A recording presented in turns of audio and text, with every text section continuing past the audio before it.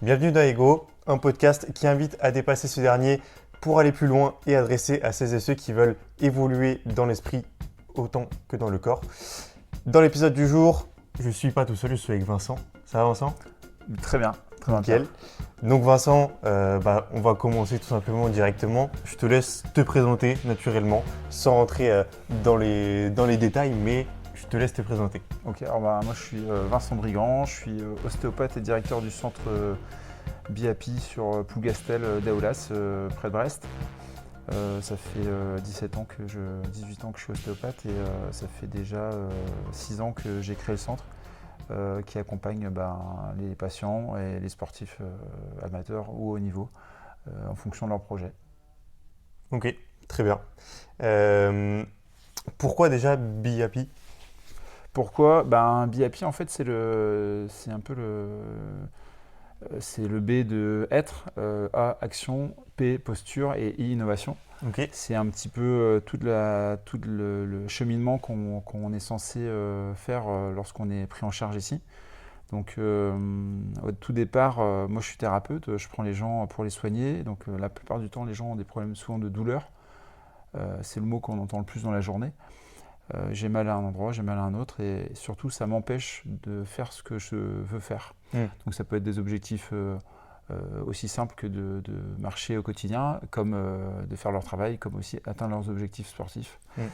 Donc je suis parti de ce postulat-là, il fallait soigner les gens et puis au fur et à mesure je me rends compte que l'origine des douleurs elle est diverse. Elle peut être mécanique mais elle peut être aussi inflammatoire, mais elle peut être aussi finalement émotionnelle, existentielle. Et donc c'est de comprendre qui on est, être à travers finalement un réglage de la posture, un coaching de l'action, et puis après un coaching aussi de l'innovation, c'est-à-dire comment on peut interagir avec son environnement et puis avec les autres au quotidien pour progresser sur son action, sur sa posture et sur son être. Voilà. Ok, très clair. Très très clair. Moi, je te connais déjà un petit peu, mais pour du coup, les gens qui nous écoutent, est-ce que tu peux expliquer un petit peu ton parcours sportif, d'où tu viens, tu as un sport en particulier que tu as fait, ce que ça t'a apporté dans la vie et comment tu le vois actuellement, ce ou ces sports? Moi, je suis tombé dans le judo très tôt parce que c'est mon papa qui m'a initié. Voilà, c'était toute la famille en faisait. Au dojo de Cornouailles, sur Concarneau au départ, et puis Quimper ensuite, parce que c'était la même entité à ce moment-là. C'était un regroupement de clubs qui était un des plus gros clubs bretons pendant une période. Et puis est toujours le cas, c'est toujours un gros club, toujours un gros club, hein, mais c'est vrai que c'est un nouveau enseignant et ami qui exerce actuellement la fonction d'enseignant, Nicolas Cloteau. Il est accompagné aussi d'autres enseignants au sein du club. Et en tout cas, c'est avec lui que je travaille le plus et puis qui m'a accompagné sur ma suite de carrière. On va dire carrière, mais c'est pas vraiment une carrière, hein, c'est un parcours sportif davantage. Donc je suis tombé dans le judo très tôt. Donc le judo avec un enseignant, Michel Potier, qui était un des premiers professeurs en Bretagne de judo, Ok. qui a été formé au dojo brestois, qui a été au Japon dans les années 60. Qui nous a transmis la voie du budo, l'essence même du judo, des valeurs du judo, la technicité aussi, le fait de faire du judo avec précision et puis aussi avec l'intention de bien faire, de faire des belles choses et des choses efficaces dans un environnement structuré, structurant qui était le judo à ce moment-là. Aujourd'hui c'est toujours le cas, mais le judo se modernise, il devient davantage un sport qu'un art martial. Ok. C'est pour ça qu'il y a des dérives un petit peu sur cette activité que j'affectionne énormément et j'aimerais bien contribuer à travers mon approche à réaligner un petit peu avec en tout cas ce que moi je conçois du judo et cette philosophie du budo. Ok. Voilà. C'est quoi ces dérives dont tu parles? Alors, c'est pas des dérives, mais c'est des évolutions qui, pour moi, je pense qu'on perd un petit peu l'âme parfois de l'art martial. Ok. C'est des attitudes, c'est des comportements, mais c'est lié aussi à l'évolution propre du judo en fait. Le judo, c'est un art martial qui est issu du jiu-jitsu. qui a été créé par Jigoro Kano en 1882. Donc Jigoro Kano, c'est un ingénieur, c'est un ingénieur du sport qui a été mis en place par l'empereur du Japon à ce moment-là pour créer une méthode éducative et sportive pour structurer la jeune génération. Voilà. Il y avait un petit peu de déperdition, on vit un petit peu ce moment-là aujourd'hui.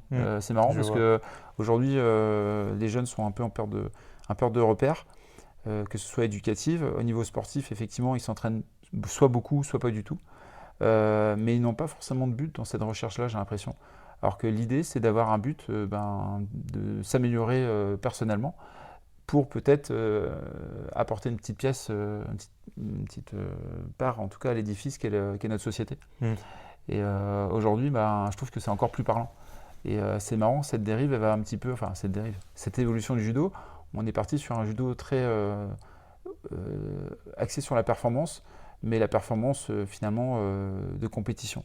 Alors le judo, moi j'ai appris ça, mais dans le judo, il y a 3 niveaux finalement d'évolution dans le judo. Il y a la première évolution, la première étape du judo, c'est d'apprendre à se défendre. Voilà.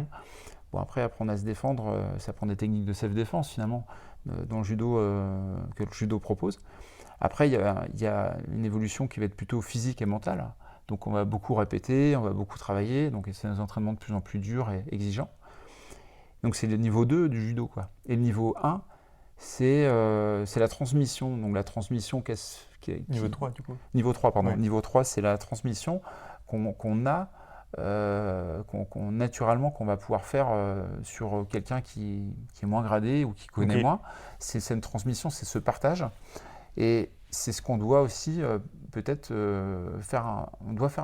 L'idée, c'est d'avoir un transfert sur son quotidien, sur sa famille ou sur son entourage, son environnement.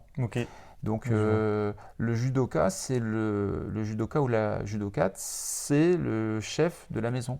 C'est celui qui donne le ton dans la maison, qui montre l'exemple. L'exemplarité, incarner des valeurs, transmettre des valeurs, des idées, un mode de pensée, un mode d'action. C'est les bases, c'est les fondements du judo.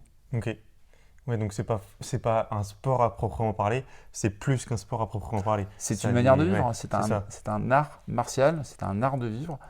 Et aujourd'hui, en fait, ce que j'ai appelé un peu dérive, mais qui n'est pas une dérive, mais c'est pour moi des défauts de comportement qu'on peut voir sur le tatami.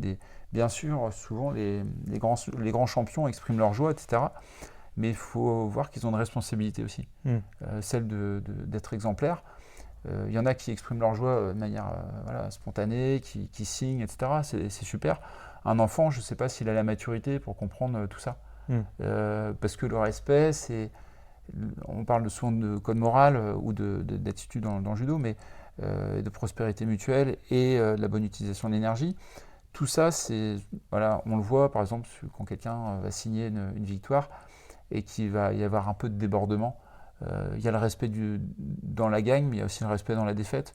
Quand on gagne, effectivement, c'est toujours bien de modérer un peu aussi cette émotion-là par respect pour l'adversaire. Et puis quand on perd, effectivement, c'est la même chose. On ne va pas à chaque fois faire une réclamation à l'arbitre ou on voit des débordements un petit peu comme ça de plus en plus. Mais c'est le reflet, effectivement, de l'éducation générale, du mode de pensée, voilà. Et à travers le sport, normalement, quand on travaille bien son corps, quand on travaille l'ensemble du corps de manière globale, on active tout ce qui va être des ressources aussi cognitives qui nous permettent aussi d'avoir un cerveau équilibré, un cerveau qui va permettre d'être capable d'analyser, de ressentir, de calculer, de se projeter, de conceptualiser. Et ça vient à travers, comme le judo était un petit peu enseigné avant, on faisait une multitude de mouvements, mais de manière écologique avec le corps, on ne le forçait pas trop. Aujourd'hui, on est dans la recherche de la compétition, de la performance, et donc on n'a pas beaucoup de temps pour explorer toutes les techniques, donc on va aller rapidement vers quelques techniques, on va épuiser un peu son potentiel, explorer et épuiser un peu son potentiel sur ça, parce que le but c'est de gagner. Mais du coup, c'est-à-dire que cognitivement, on va aussi développer qu'une partie de soi, et on va se priver d'une autre. Je ne sais pas si je me fais comprendre. Si, plus ou moins, Mais, oui. Mais je comprends, ouais, et c'est un petit peu ce qui se passe aussi quand on fait de la pratique de musculation ou de renforcement musculaire. Effectivement, si on travaille uniquement les mêmes leviers musculaires, on va avoir effectivement on va avoir, un développement un peu cognitif qui va tendre aussi à renforcer ces points-là. Ok. Alors c'est pas un mal, au contraire c'est très bien parce que parfois ça permet aussi d'être, si on est à l'aise dans un sport, on va développer, on va appuyer sur là où on est bon et puis on va renforcer aussi ces traits un peu de tempérament et d'attitude, etc. Mais c'est toujours mieux quand on essaye d'être le plus complet, parce que plus on est complet, plus on est adaptable, plus on est capable de travailler ensemble, d'harmoniser l'environnement dans lequel on est, que ce soit entre humains ou entre collègues, dans sa famille, etc. Ok. Voilà. Ok. Bon, on part un peu loin Ouais. mais, Ouais. mais tout ça, ça reste quand même c'est de la neuroscience, c'est le développement neurocognitif et aujourd'hui, on voit bien beaucoup de sportifs de haut niveau travaillent plein de choses de manière transversale pour être le plus complet au Oui. niveau physique, mais De plus en surtout au plus, niveau ouais. de la gestion du stress, au niveau de l'adaptation. euh, on le sait maintenant et bon, on le travaille de plus en plus. C'est vrai. Ouais, c'est vrai qu'on va de plus en plus ça. Le judo, du coup, est-ce que tu penses que ça t'a influencé dans le choix de ton métier actuel qui est donc ostéopathe? Et au-delà de ça, c'est quoi qui t'a fait choisir ce cursus dans l'ostéopathe? Bah, au départ, moi, quand j'étais vraiment petit, moi, c'était le sport, hein. J'adorais le sport. En fait, où je me plais, moi, c'est dans l'action. Être dans l'action parce que je vis et je vibre dans la réalisation de l'action. J'aime bien, euh, j'aime bien découvrir les activités et puis j'aime bien après me challenger vis-à-vis d'elles. Hmm. Pas forcément vis-à-vis des autres, mais plus par rapport à moi-même et par rapport au fait de découvrir jusqu'où on peut aller. Ça, c'est quelque chose qui m'a toujours motivé. Alors sur ce parcours-là, bah, forcément, du judo, je me suis blessé. Et à partir du moment où je me suis blessé, j'ai rencontré des kinés, des ostéos. Et puis ça m'a semblé être évident En fait, ça a attisé ma curiosité de voir comment les gens pouvaient nous remettre sur pied Ok. Ouais. avec des techniques manuelles. Et donc je suis parti sur ces études-là, sur ce cursus-là. Et surtout, le métier d'ostéopathe reste un métier manuel. Hmm. Et donc finalement, on reste Oui. dans l'action manuelle, dans l'action physique, qui me plaît. Et puis ça m'a permis aussi je m'étais dit, voilà, avec toujours cette idée parce que j'étais aussi, même si moi j'étais compétiteur, et c'est un milieu dans lequel j'ai aimé évoluer et j'aime évoluer encore. Là, j'ai repris l'année dernière en master vétéran, là, en judo. Mais c'est un endroit que j'aime bien parce que c'est un laboratoire, quoi. Hmm. Pour moi, ça a toujours Je été un vois. laboratoire, donc du vivant. Et effectivement, d'aller dans des études de soins, ça m'a permis de comprendre le corps humain, ça m'a permis de savoir comment il était fait, comment il pouvait aussi se détraquer, comment on pouvait le réparer. Et au-delà de mes études d'ostéo, après, j'étais enseignant dans des écoles d'ostéo, j'ai rencontré d'autres ostéopathes qui avaient déjà plus d'expérience de moi. Il y en a, ils avaient 30, 40 ans d'expérience. Ils m'ont transmis leur savoir. J'ai eu la chance d'avoir des compagnonnages avec des gens de qualité qui m'ont épaulé, en fait, qui m'ont répondu en tout cas à mes interrogations, parce que je me posais toujours beaucoup de questions, parce que mon but était toujours de réussir à soigner. Hmm. Oui. Je suis compétiteur, alors sans être compétiteur, mais quand j'ai un patient, je me mets toujours le challenge de pouvoir au moins le sortir de cette situation-là, quoi. Oui. Alors le soigner, oui, en général, on peut toujours réussir à soigner quelqu'un. Et puis si j'arrive pas, au moins que je puisse le mettre sur la bonne voie pour qu'il puisse y trouver des solutions ailleurs. Donc j'ai toujours eu effectivement cette capacité à m'ouvrir sur ce qui était envisageable, de sortir du contexte pour pouvoir répondre à un besoin. Ok. Et ça, c'est aussi le judo qui m'a appris ça, parce que quand on n'arrive pas contre un adversaire, ou quand un partenaire nous met en difficulté, effectivement, il faut se remettre un peu en question, remettre son système d'attaque en question, revoir son mode d'entraînement, son attitude parfois aussi vis-à-vis de tel ou tel adversaire ou partenaire, et puis du coup de s'adapter. Et l'adaptation, ça demande toujours un peu d'inconfort. Voilà. Toujours. C'est vrai.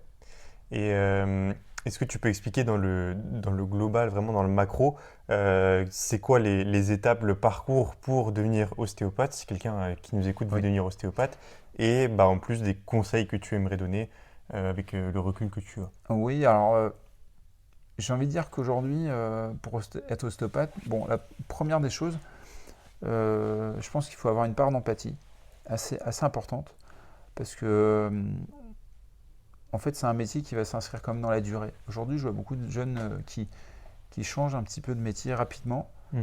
Alors, je ne sais pas pourquoi. Est-ce que c'est parce que finalement, ils ont plus. Est-ce que ça peut être économique? Ça peut être.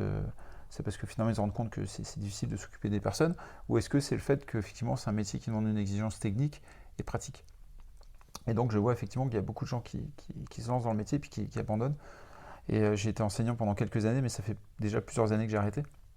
Donc, je suis un peu décroché de cet univers-là de la formation depuis le Covid. Donc, pour moi, je pense qu'il faut. La priorité, c'est d'avoir beaucoup d'empathie. Mais après, il faut aussi avoir comme du courage et une exigence dans le travail. Ok. Donc c'est-à-dire que si vous n'êtes pas hyper motivé dès le départ, c'est 5 ans d'études, et derrière ces 5 ans d'études, c'est le début de l'aventure. Mm. Et le début de l'aventure, il faut s'accrocher, parce qu'aujourd'hui, les gens, ils ont besoin de repères, ils ont beaucoup de choses à régler, que ce soit physiquement, mais aussi cognitivement, c'est-à-dire mentalement. Il y a beaucoup plus de stress environnemental qu'il y a 15-20 ans. Mm. Et donc, il faut réussir à être capable, il faut être stable. Il faut être stable, il faut être technique, efficace, et en même temps, il faut être empathique. Donc, faut avoir une grosse capacité d'adaptation, et en même temps, sans perdre le cap de ce que la personne veut. Donc, je pense qu'il faut, si vous vous lancez dans des études d'ostéopathie, l'empathie, c'est important, ça ne fera pas tout, et il faut avoir surtout du courage et pas avoir peur d'échouer et de recommencer à chaque fois. C'est comme le judo. Avec un patient, au début, on chute parce qu'on n'y arrive pas. Et il faut quand même rassurer la personne et lui dire qu'on va y arriver tôt ou tard, mais il faut être carré, il faut être très structuré. Ok.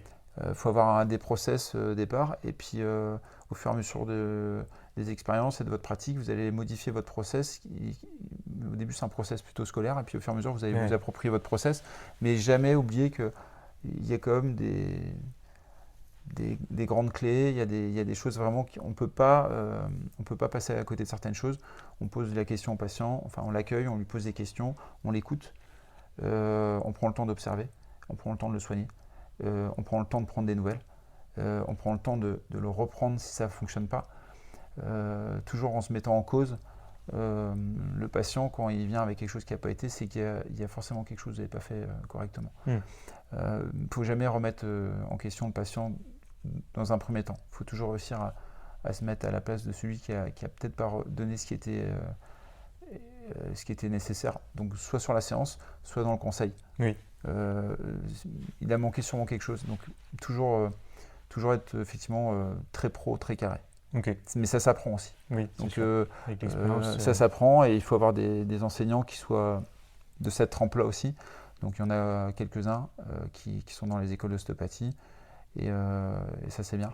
Mais j'ai envie de leur dire qu'il faut être empathique et avoir beaucoup de courage de se lancer dans cette aventure aujourd'hui. Ok. Et c'est un métier de toute façon où du coup tu évolues vis-à-vis de la clientèle que tu as et de chaque patient qui passe, comme tu disais, quoi. C'est-à-dire que ta pratique peut évoluer, mais en soi, elle doit toujours tendre vers répondre aux besoins du patient. Oui. Après, il y a aussi répondre aux besoins du patient et avoir une éthique thérapeutique. Il y a des patients, parfois on ne va pas pouvoir les soigner, il faudra leur dire que ce qui peut les soigner, c'est ça, et ça, l'orienter. Il ne faut pas raconter des histoires aux gens. Il faut vraiment, quand on veut soigner quelqu'un, on ne lui ment pas. Oui. Comment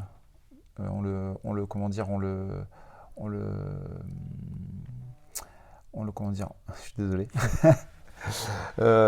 Quand on prend quelqu'un en charge, il ne faut pas lui mentir, il ne faut pas lui raconter des histoires. C'est pour ça que, comme je te disais, il faut être très systématique. C'est-à-dire que quand quelque chose ne va pas, il faut lui dire sans jugement, ça, c'est quelque chose qui ne va pas, qu'on va devoir régler, ou en tout cas mettre en exergue. Je vois souvent des gens qui viennent avec des problèmes de poids. Comme je leur dis, le problème, c'est pas toujours le poids, mais c'est un facteur favorisant sur ce qui vous arrive. Alors, et beaucoup de mes collègues, par exemple, ne posent jamais la question de combien vous pesez. Okay. Alors que moi, je pense que c'est important de le poser. Alors, il y a toujours la manière dont on le pose, mais si on demande juste connaissez-vous votre poids et votre taille, il n'y a rien de Il Oui. n'y a rien de grave. En fait, la personne, elle le dit pas. Si elle veut pas le dire, bon, on dit ok, est-ce que vous avez à peu près une idée? Et parfois, bah, ça peut être aussi pour elle un moment où elle va prendre conscience qu'effectivement c'est un problème. Mm. Parce que si elle veut pas le dire, Oui, voilà. Et c'est donc vrai. à ce moment-là, c'est-à-dire qu'il faut peut-être aussi la rassurer sur le fait que c'est quelque chose qui n'est pas forcément à devenir, qui va pas devenir permanent, parce qu'il y a des choses pour perdre du poids, il y a des choses pour peut-être se motiver à changer. Voilà. Il y a des gens qui me disent ouais, le poids c'est un problème, j'ai essayé tous les régimes. Mais je fais peut-être que les régimes sont bons, mais peut-être que finalement, si vous faisiez différemment, si vous mettiez votre focus sur autre chose, peut-être que votre poids il descendrait naturellement. Ok. Typiquement, là j'ai une patiente qui venait, puis il y avait des troubles inflammatoires au niveau digestif, et finalement on a modifié deux, trois choses au niveau de son assiette. Euh, voilà, 3-4 mois après, bah, en fait, elle m'a dit bah, ce qui est super, c'est que déjà j'ai moins mal au ventre et j'ai moins mal au dos, j'ai moins de poussée inflammatoire. Et elle me dit grosse surprise, j'ai perdu 4-5 kilos. Quoi.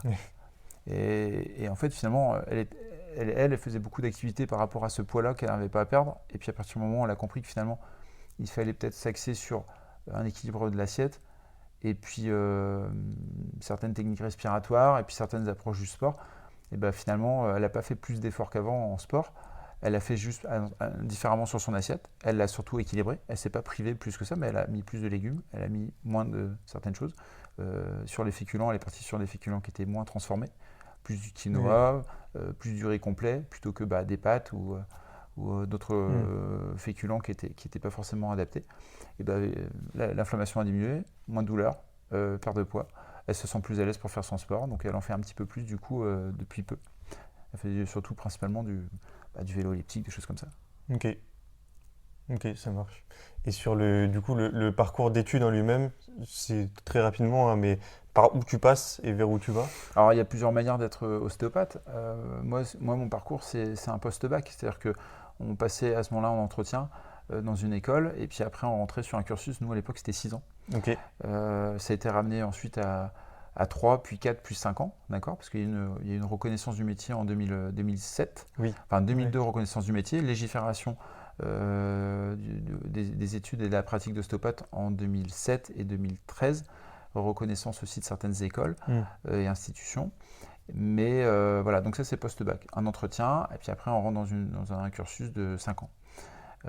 Après, on peut être kiné, ou médecin, ou infirmière. Et là, il y a des cursus qui sont dits post-gradués. Et ça veut dire que c'est sur 3 ans. Ok. Et donc, c'est dans des écoles d'ostéopathie qui sont.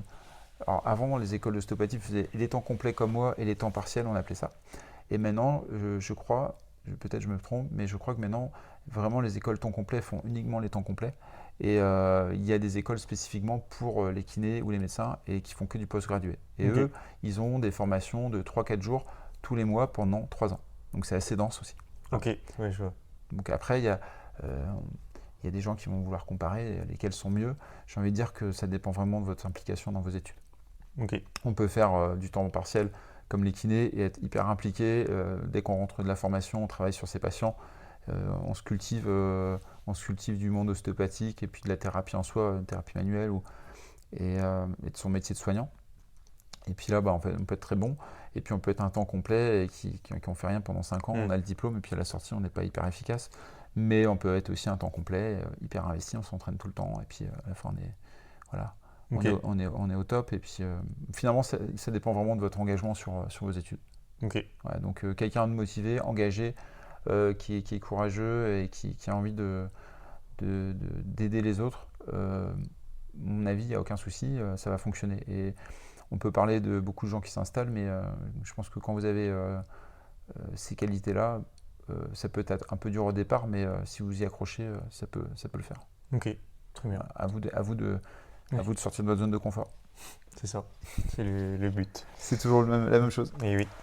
On passe un petit peu à un autre registre en soi.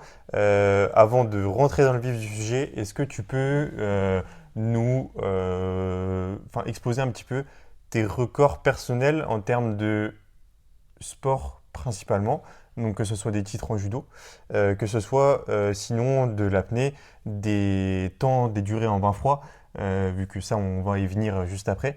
Euh, tout ce qui est dans ce registre là, rapidement. Bah, rapidement, alors en judo, J'ai couru après certaines choses pendant des années, mais j'étais un explorateur du judo. Mon meilleur score, on va dire, mais c'est pas un podium, hein, c'est une 5e place sur un 3e division française. Ok. Euh, c'est honorable. Après, voilà, j'ai eu des places régionales, qualificatives pour les phases nationales. J'étais plusieurs fois sur des championnats de France, 2e division, 3e division. Au moment où j'étais au top en compétition, le première division était difficilement accessible. Ok. Après, ils ont changé un petit peu le mode de sélection et du coup, c'était un peu plus accessible. Mais malheureusement, moi, j'étais arrivé quasiment quarantenaire. Hmm. Et donc là, effectivement, j'étais passé sur autre chose sur mes projets professionnels. Mais j'ai fait la compétition jusqu'à 38 ans. Ok. Et je fais ma dernière compétition à 38 ans. J'ai fait 7e sur les championnats de France de 2e div. Ok. Voilà, ce qui est correct. Ok. Voilà. Et sur le côté bain froid, est-ce que après, je sais pas si tu l'as fait ou pas, mais des records challenge qui sont pas forcément, tu vas l'expliquer, je pense après, Sur des bains. conseillés, mais Oui, alors après, oui, non, en fait, sur des expositions prolongées, au maximum, j'étais dans des eaux entre 0 et 1 degré pendant 20 minutes. ok. Mais c'est le grand maximum. Après, on a été surveillé, encadré, on n'était pas tout seul. Oui. Donc voilà, là, il faut bien comprendre qu'il faut surtout pas faire ça. Ouais. Nous, l'idée, c'était à titre de formation et d'exploration un petit peu de ce qu'on pouvait faire. C'était surveiller, encadré. Et comme je dis, on n'était pas tout seul, hein, on était nombreux à ce moment-là. Et c'était avec l'Académie Vimov. Et c'était une exposition qui a été de 20 minutes, mais qui a été séquencée. Donc 10 Ok. minutes, 10 minutes de glace, non, 5 minutes de glace à 0 degré. On est sorti sans bouger, 5 minutes de glace de nouveau. Et après, on est sorti et on est allé directement dans un torrent en Pologne. Ok. Et là, on est resté 10 minutes. Ok. Voilà. Et la température extérieure, on était à -1, 0. Oui. Donc finalement, on a fait une exposition, on va dire à 0 degré pendant 20 minutes dans l'eau. Et après, il y a quand même des phases à 0 degré dans l'air. Donc Ouais. c'est deux types d'exposition. Voilà. Ok. Mais ça reste comme on est resté peut-être une demi-heure, 3/4 d'heure facilement à 0 degré, quoi. Ok. Ouais.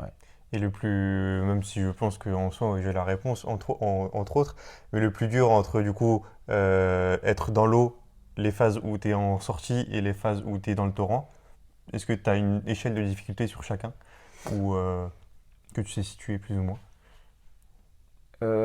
Moi, j'ai le souvenir dans le bain de glace que ouais, tout le monde n'était pas complètement Ouais. serein. Mm. Euh, Moi, j'ai trouvé le plus dur, peut-être la deuxième fois. Ouais, non, peut-être les premières 5 minutes à 0 degré, là, quand on est sorti et qu'on est rentré. Ok. Et une fois que je suis Le fait de lancé, rentrer? ouais, Ouais. non, ouais, en fait, sinon, moi, c'est plutôt sur la fin d'exposition. C'est plutôt Ok. vers les. En fait, ouais, c'est le fait de voir. En fait, parce que du coup, on savait pas ce qu'on faisait. Mm. On n'avait pas de. Alors, ça, c'est un peu dans mon profilage, hein. Moi, j'aime bien savoir un peu où je vais. Et là, on a été vraiment dans l'adaptation parce qu'on savait pas du tout ce qui nous attendait. Ouais, vous saviez pas combien de temps vous Non, alliez rester, on tout nous a ça. rien dit, en fait. Donc, Mm. en fait, moi, j'avais besoin de savoir un peu pour gérer un peu mon focus, mon énergie. Et là, finalement, il fallait surtout se relâcher, se détendre. Oui. Et puis, c'est difficile de se détendre quand on est dans un bain de glace avec. Voilà, moi, je vais plutôt me recentrer sur moi, sur mes sensations, sur ma respiration, alors que d'autres vont, voilà, il y en a qui vont s'exprimer différemment, ils vont faire du bruit, etc. Donc, c'est plus Oui. dur pour soi de se concentrer. Mais voilà, donc là, il y avait surtout beaucoup d'instructeurs, donc des gens qui ont comme l'habitude. Mm. Mais c'était un super challenge et puis non, ça s'est super bien passé. Non, j'ai pas eu de difficulté à le faire en soi parce que une fois que moi j'ai un mode d'emploi, je m'y tiens et puis je m'y accroche. Oui. Et puis non, c'était une belle expérience. Donc ouais, au niveau de difficulté, j'ai envie de dire ouais, c'est la difficulté pour moi, c'était pas l'exposition froid, c'était de ne pas savoir où on allait exactement. Ok. Et Je vois. une fois que j'ai compris qu'on allait parce qu'on était deux groupes et on a switché et que j'ai vu que les autres y retournaient, donc j'ai compris rapidement qu'effectivement on allait aller dans le torrent. Ok. Et puis et après, je savais à peu près que ça allait être le même timing. Ouais. T'es assez dans l'analyse quand même. J'ai besoin de me projeter, de savoir un peu où je vais pour pouvoir gérer un petit peu ma débauche d'énergie. Ouais. Ok. Ouais. Très bien. Et après, voilà, j'ai d'autres records un peu un peu parce que j'aime bien expérimenter, mais voilà, moi j'ai été aussi 2 heures en altitude à randonner avec des raquettes. Ouais. En Donc, étant vêtu ou ouais, non, pas vêtu, quoi. maillot et Ouais. puis avec du vent. Ok, oui. Donc ça c'était assez sympa, mais pareil avec un guide. Hmm. Après, voilà, après c'est des records, mais des records plus, c'est pas des records que je cherche, c'était plus de savoir où est-ce que, qu'est-ce que ça faisait, comment l'explorer. Ouais. Parce que moi j'aime bien tester un peu un petit peu le vivant Ouais.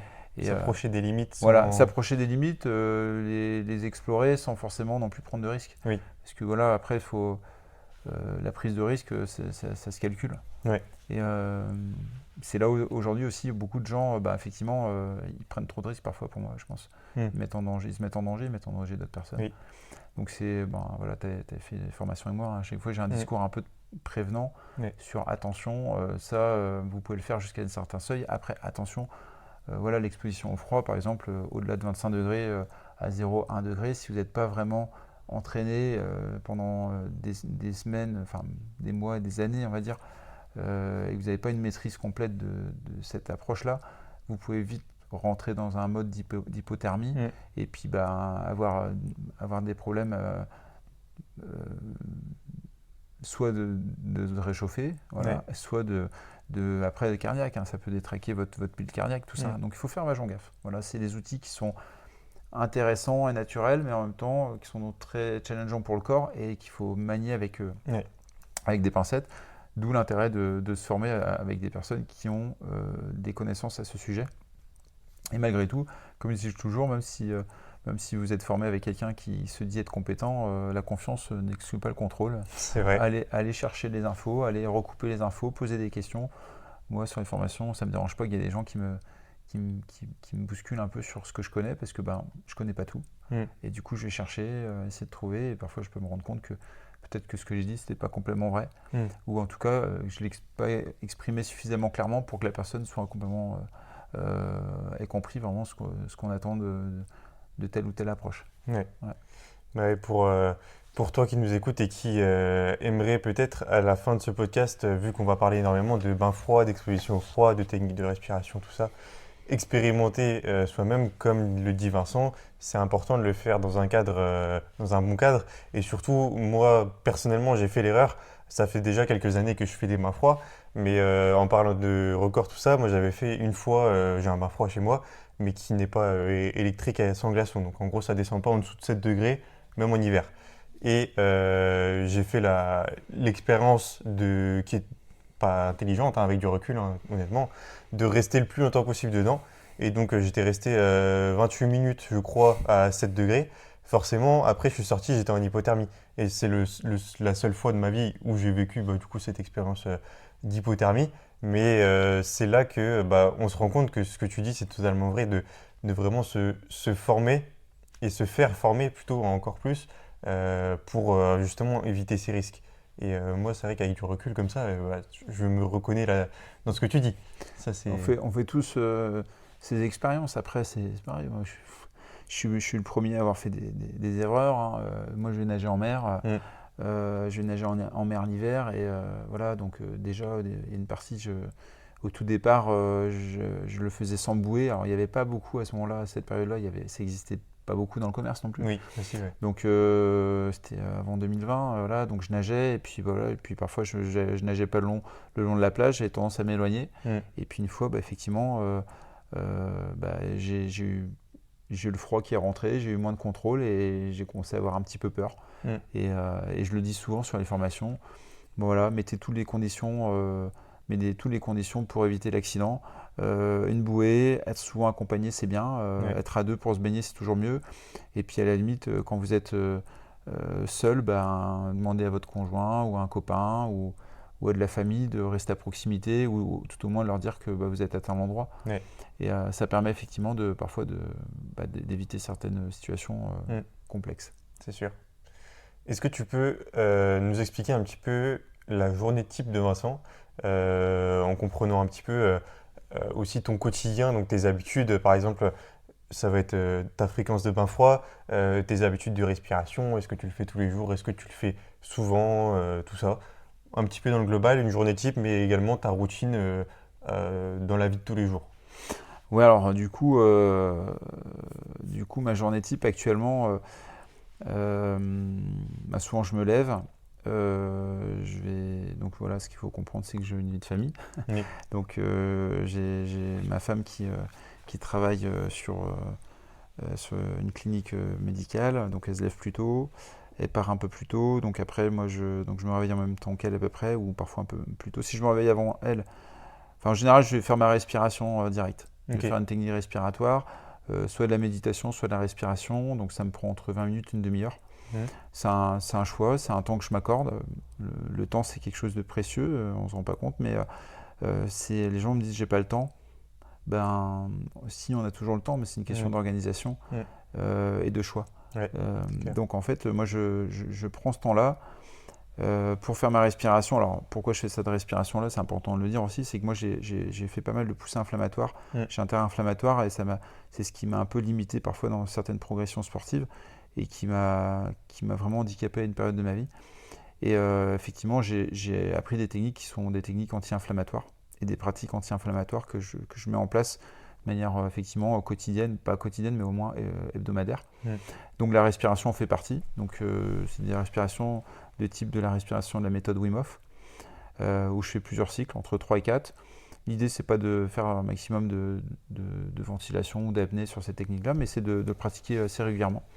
Donc il y a des périodes où je les fais quasiment tous les jours.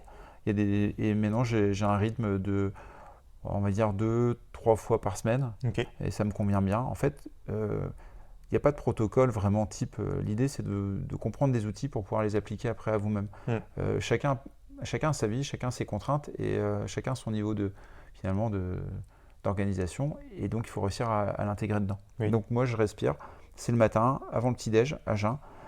Souvent, j'ouvre la fenêtre pour que j'ai de l'air frais dans la pièce.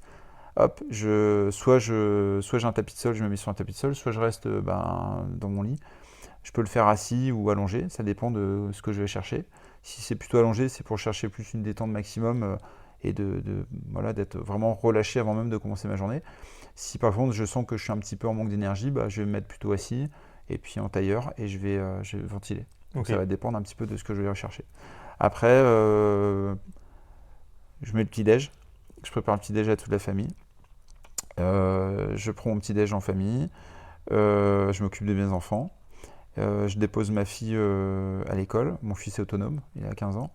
Mais ça a été, pendant une période, c'était un peu le même process. Et Mhm. puis après souvent, c'est soit je vais directement au travail, soit je vais courir un petit peu avant. Il y a une bonne période de ma vie où je faisais du sport, j'allais respirer et je faisais du sport directement. Mais là, je me levais beaucoup plus tôt. Ok. Je me levais à 5h30, 6h du matin. Ouais. Et j'ai arrêté ça parce que j'avais beaucoup trop de charge de travail Mhm. et la famille a besoin aussi que je sois là. Donc les morning glory, ça marche pas tout le temps. Voilà. Donc j'ai fait ça, parfois je cours, ça dépend aussi un peu des périodes de l'année. Oui. Donc en gros, après je peux trottiner 20 minutes, une demi-heure, ça va dépendre de ce que j'ai à faire. Ou aussi faire du rameur, ça va dépendre. Après je prends une douche et puis après je vais travailler. Ok. Et je vais travailler par gros bloc de demi-journée. L'idée, c'est de me dégager un peu de temps pour développer aussi tout le reste du projet sur le centre, en fait, les projets qu'on peut mettre en place, que ce soit sur les stages, les formations. Voilà. Ok. Et donc, voilà, j'ai 2 journées dans ma journée. Ok. Et puis après, j'essaye de récupérer ma fille à 4h30, le petit goûter, la petite collation, les devoirs. Et après, Mhm. je retourne au travail souvent. Ok. Voilà. Ou alors, si ça ne, ouais, un petit peu, je vais retourner souvent, ouais, je vais travailler souvent. Et puis après, il y a le judo aussi, parce que voilà, je garde Oui. toujours les entraînements. Et puis mon fils de 15 ans fait du judo. Ok. Et ma fille fait aussi des judo, mais c'est le mercredi. Donc à ce moment-là, c'est une semaine sur deux avec ma femme, on s'organise. Ok. Et puis le soir, ça va dépendre. Soit on va dîner pas trop tard, 19h, 20h. Après, on passe du moment en famille, puis coucher, quoi. Ok. Donc la soirée, ça va dépendre. Voilà, soit lecture, soit parfois voilà, un film. Ça va dépendre un petit peu ou soit on va dormir assez tôt. Ça va dépendre. Ok. Voilà. Après, avec les beaux jours qui arrivent, le soir, on va essayer de profiter davantage d'aller dehors. Mhm. Peut-être marcher, courir, aller nager. Ça va dépendre. Ok. Mais c'est vrai que il n'y a pas de journée de type parce que Oui. finalement, ça va dépendre des saisons. Oui. Mais c'est vrai que voilà, en général, la respi d'abord. Et puis j'ai pas dit ouais, sur des demi-journées aussi, c'est que je vais faire du sport à la salle. Oui, C'est là qu'on s'est rencontrés. oui, Voilà. ouais, bien Bah, sûr. c'est depuis un an parce Ouais, que j'ai eu un problème de dos qui m'a demandé d'être accompagné. Et du coup, j'ai trouvé de l'aide et des compétences chez Pierre-Yves d'Athletic ouais. Camp. Mm. Et du coup, on a travaillé ensemble pour me remettre mon dos d'équerre. Voilà, donc voilà, parce que je suis un homme à 1000 projets et porter 1000 projets à la fin, le dos il prend un petit peu. Oui, Donc voilà, forcément. donc j'ai trouvé un très bon appui Athletic Camp avec Pierre-Yves. Mm. Et Qui est déjà passé dans le podcast. exactement. Ouais, Et du coup, on a un feeling qui passe bien, on a les mêmes motivations intrinsèques, on sait ce qu'on veut, on est dans l'entreprise des choses, on a envie de faire avancer les choses, de faire évoluer les choses, de servir les autres. Et du coup, on s'entend bien, et puis voilà. Donc mm. c'est plutôt pas mal, c'est une bonne coopération. Et puis mon dos va mieux. Voilà, donc là, ça va faire un an. Donc là, j'ai réussi à ne pas arrêter le judo complètement et revenir quasiment au même niveau un an après. Ouais, Donc bilan plutôt positif. J'ai appris plein de choses à ses côtés. Lui aussi a appris plein de choses. Et puis j'ai rencontré des gens super comme toi. c'est ça. Ouais. Ouais, oui, sans cette rencontre à la salle, tout simplement, moi, c'est vrai que bah, je ne l'ai pas dit avant le podcast, hein, mais du coup, nous, on a eu l'occasion de faire une formation. Ouais, Comment on peut ouais, une ouais. formation, hein, Tu as fait un workshop. ouais, un workshop. Donc bah, ici même hein, au centre et bah, qui m'a permis de moi j'avais déjà un petit peu les grandes bases on va dire de la respiration méthode Wim Hof exposition au froid mais le retour que j'avais fait à Vincent c'est tout simplement qu'en fait quand tu es encadré et que tu n'as pas à penser toi-même et que tu as un professionnel qui sait exactement qui a approfondi lui-même la méthode pour te former ça n'a rien à voir et les sensations que j'avais eues ici n'étaient pas du tout les sensations que j'avais reproduites tout seul, en effectuant tout seul justement cette respiration, cette exposition au froid. C'est vrai que c'est pas pareil. Bah, d'être l'accompagnement ou le coaching a tout son intérêt. En fait, Mm. beaucoup de personnes aujourd'hui, avec cette époque un petit peu des applications où on fait soi-même ses exercices, c'est très bien parce que ça permet déjà parfois de commencer quelque chose, de s'approprier un petit peu. Mais en soi, il faut comprendre que l'interaction humaine, elle est essentielle. Et d'avoir quelqu'un qui s'occupe de vous, quelqu'un qui vous observe, qui vous corrige, qui vous encourage quand vous avez besoin, Mm. c'est la fonction même du coach. Et si vous voulez progresser, il est nécessaire d'avoir un coach. Ouais. Enfin, moi j'ai appris ça il n'y a pas si longtemps que ça, hein, il n'y a que quelques années, euh, mais c'est peut-être ce qui m'a parfois empêché de progresser, c'est de vouloir toujours tout faire tout seul. Oui. Finalement, la meilleure des choses, c'est parfois de demander de l'aide, de se faire accompagner, et puis finalement ouais, de progresser avec quelqu'un. Ouais. Et ça s'applique dans beaucoup de domaines de la vie. Il faut juste être coachable, c'est-à-dire qu'il faut accepter. Oui, c'est ça. Mm. Moi, j'étais assez réfractaire aussi au début de tout vouloir faire tout seul, tout expérimenter par moi-même. Dans ma pratique du street lifting, j'ai été amené à me faire coacher et c'est à partir du moment où honnêtement je me suis fait coacher que là j'ai vraiment évolué.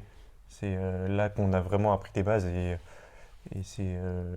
enfin oui, moi je suis totalement en accord avec ce que tu as dit. Ouais.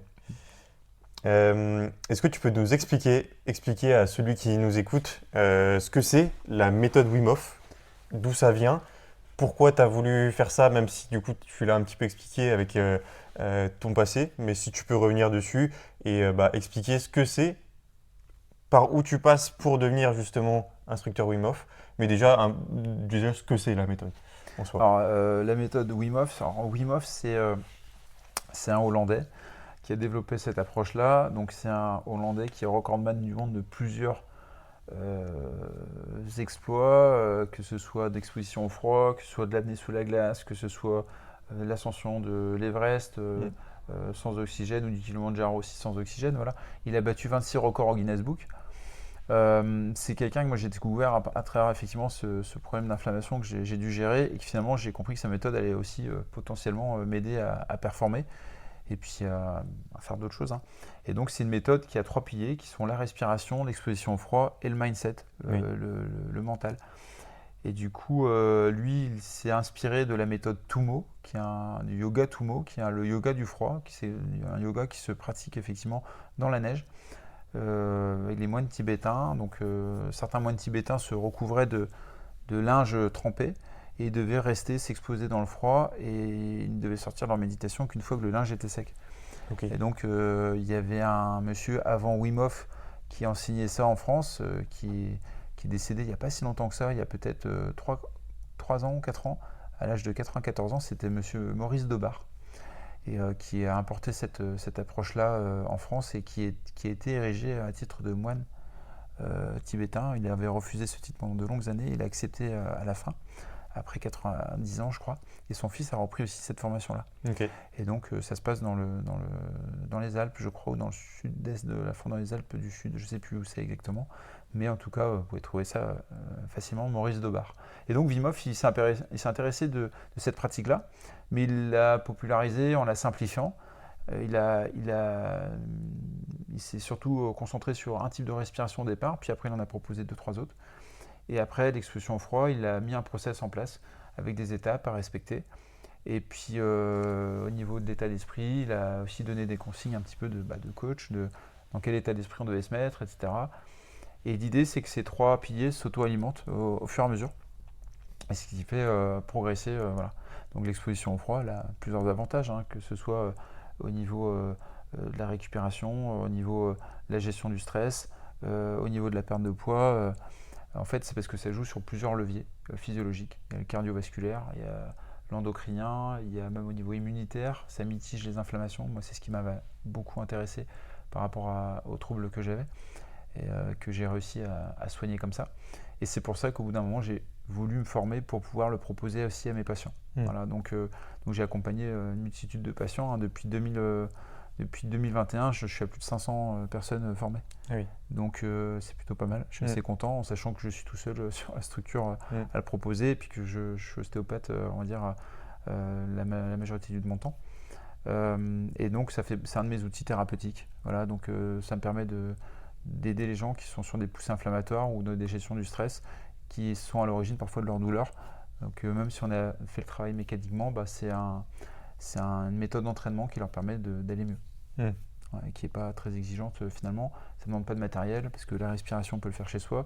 L'exposition au froid, vous pouvez commencer soit déjà par la douche, après ça peut être en mer, et puis sinon après vous pouvez aussi vous exposer au froid, vous enlevez votre t-shirt, et puis Oui. vous allez dehors, c'est un élément extérieur. Après il y a glace et neige, là on est sur un niveau un peu supérieur, Oui. mais la méthode reste la même, quoi. Ok. Très bien. Et donc pour se former, c'est ce que tu posais comme question. Ouais. Il y a l'académie de Wim Hof en Hollande. Après, il y a des formations qui sont soit en Espagne, soit en Pologne. Ok. Et il faut se former, c'est qu'en anglais.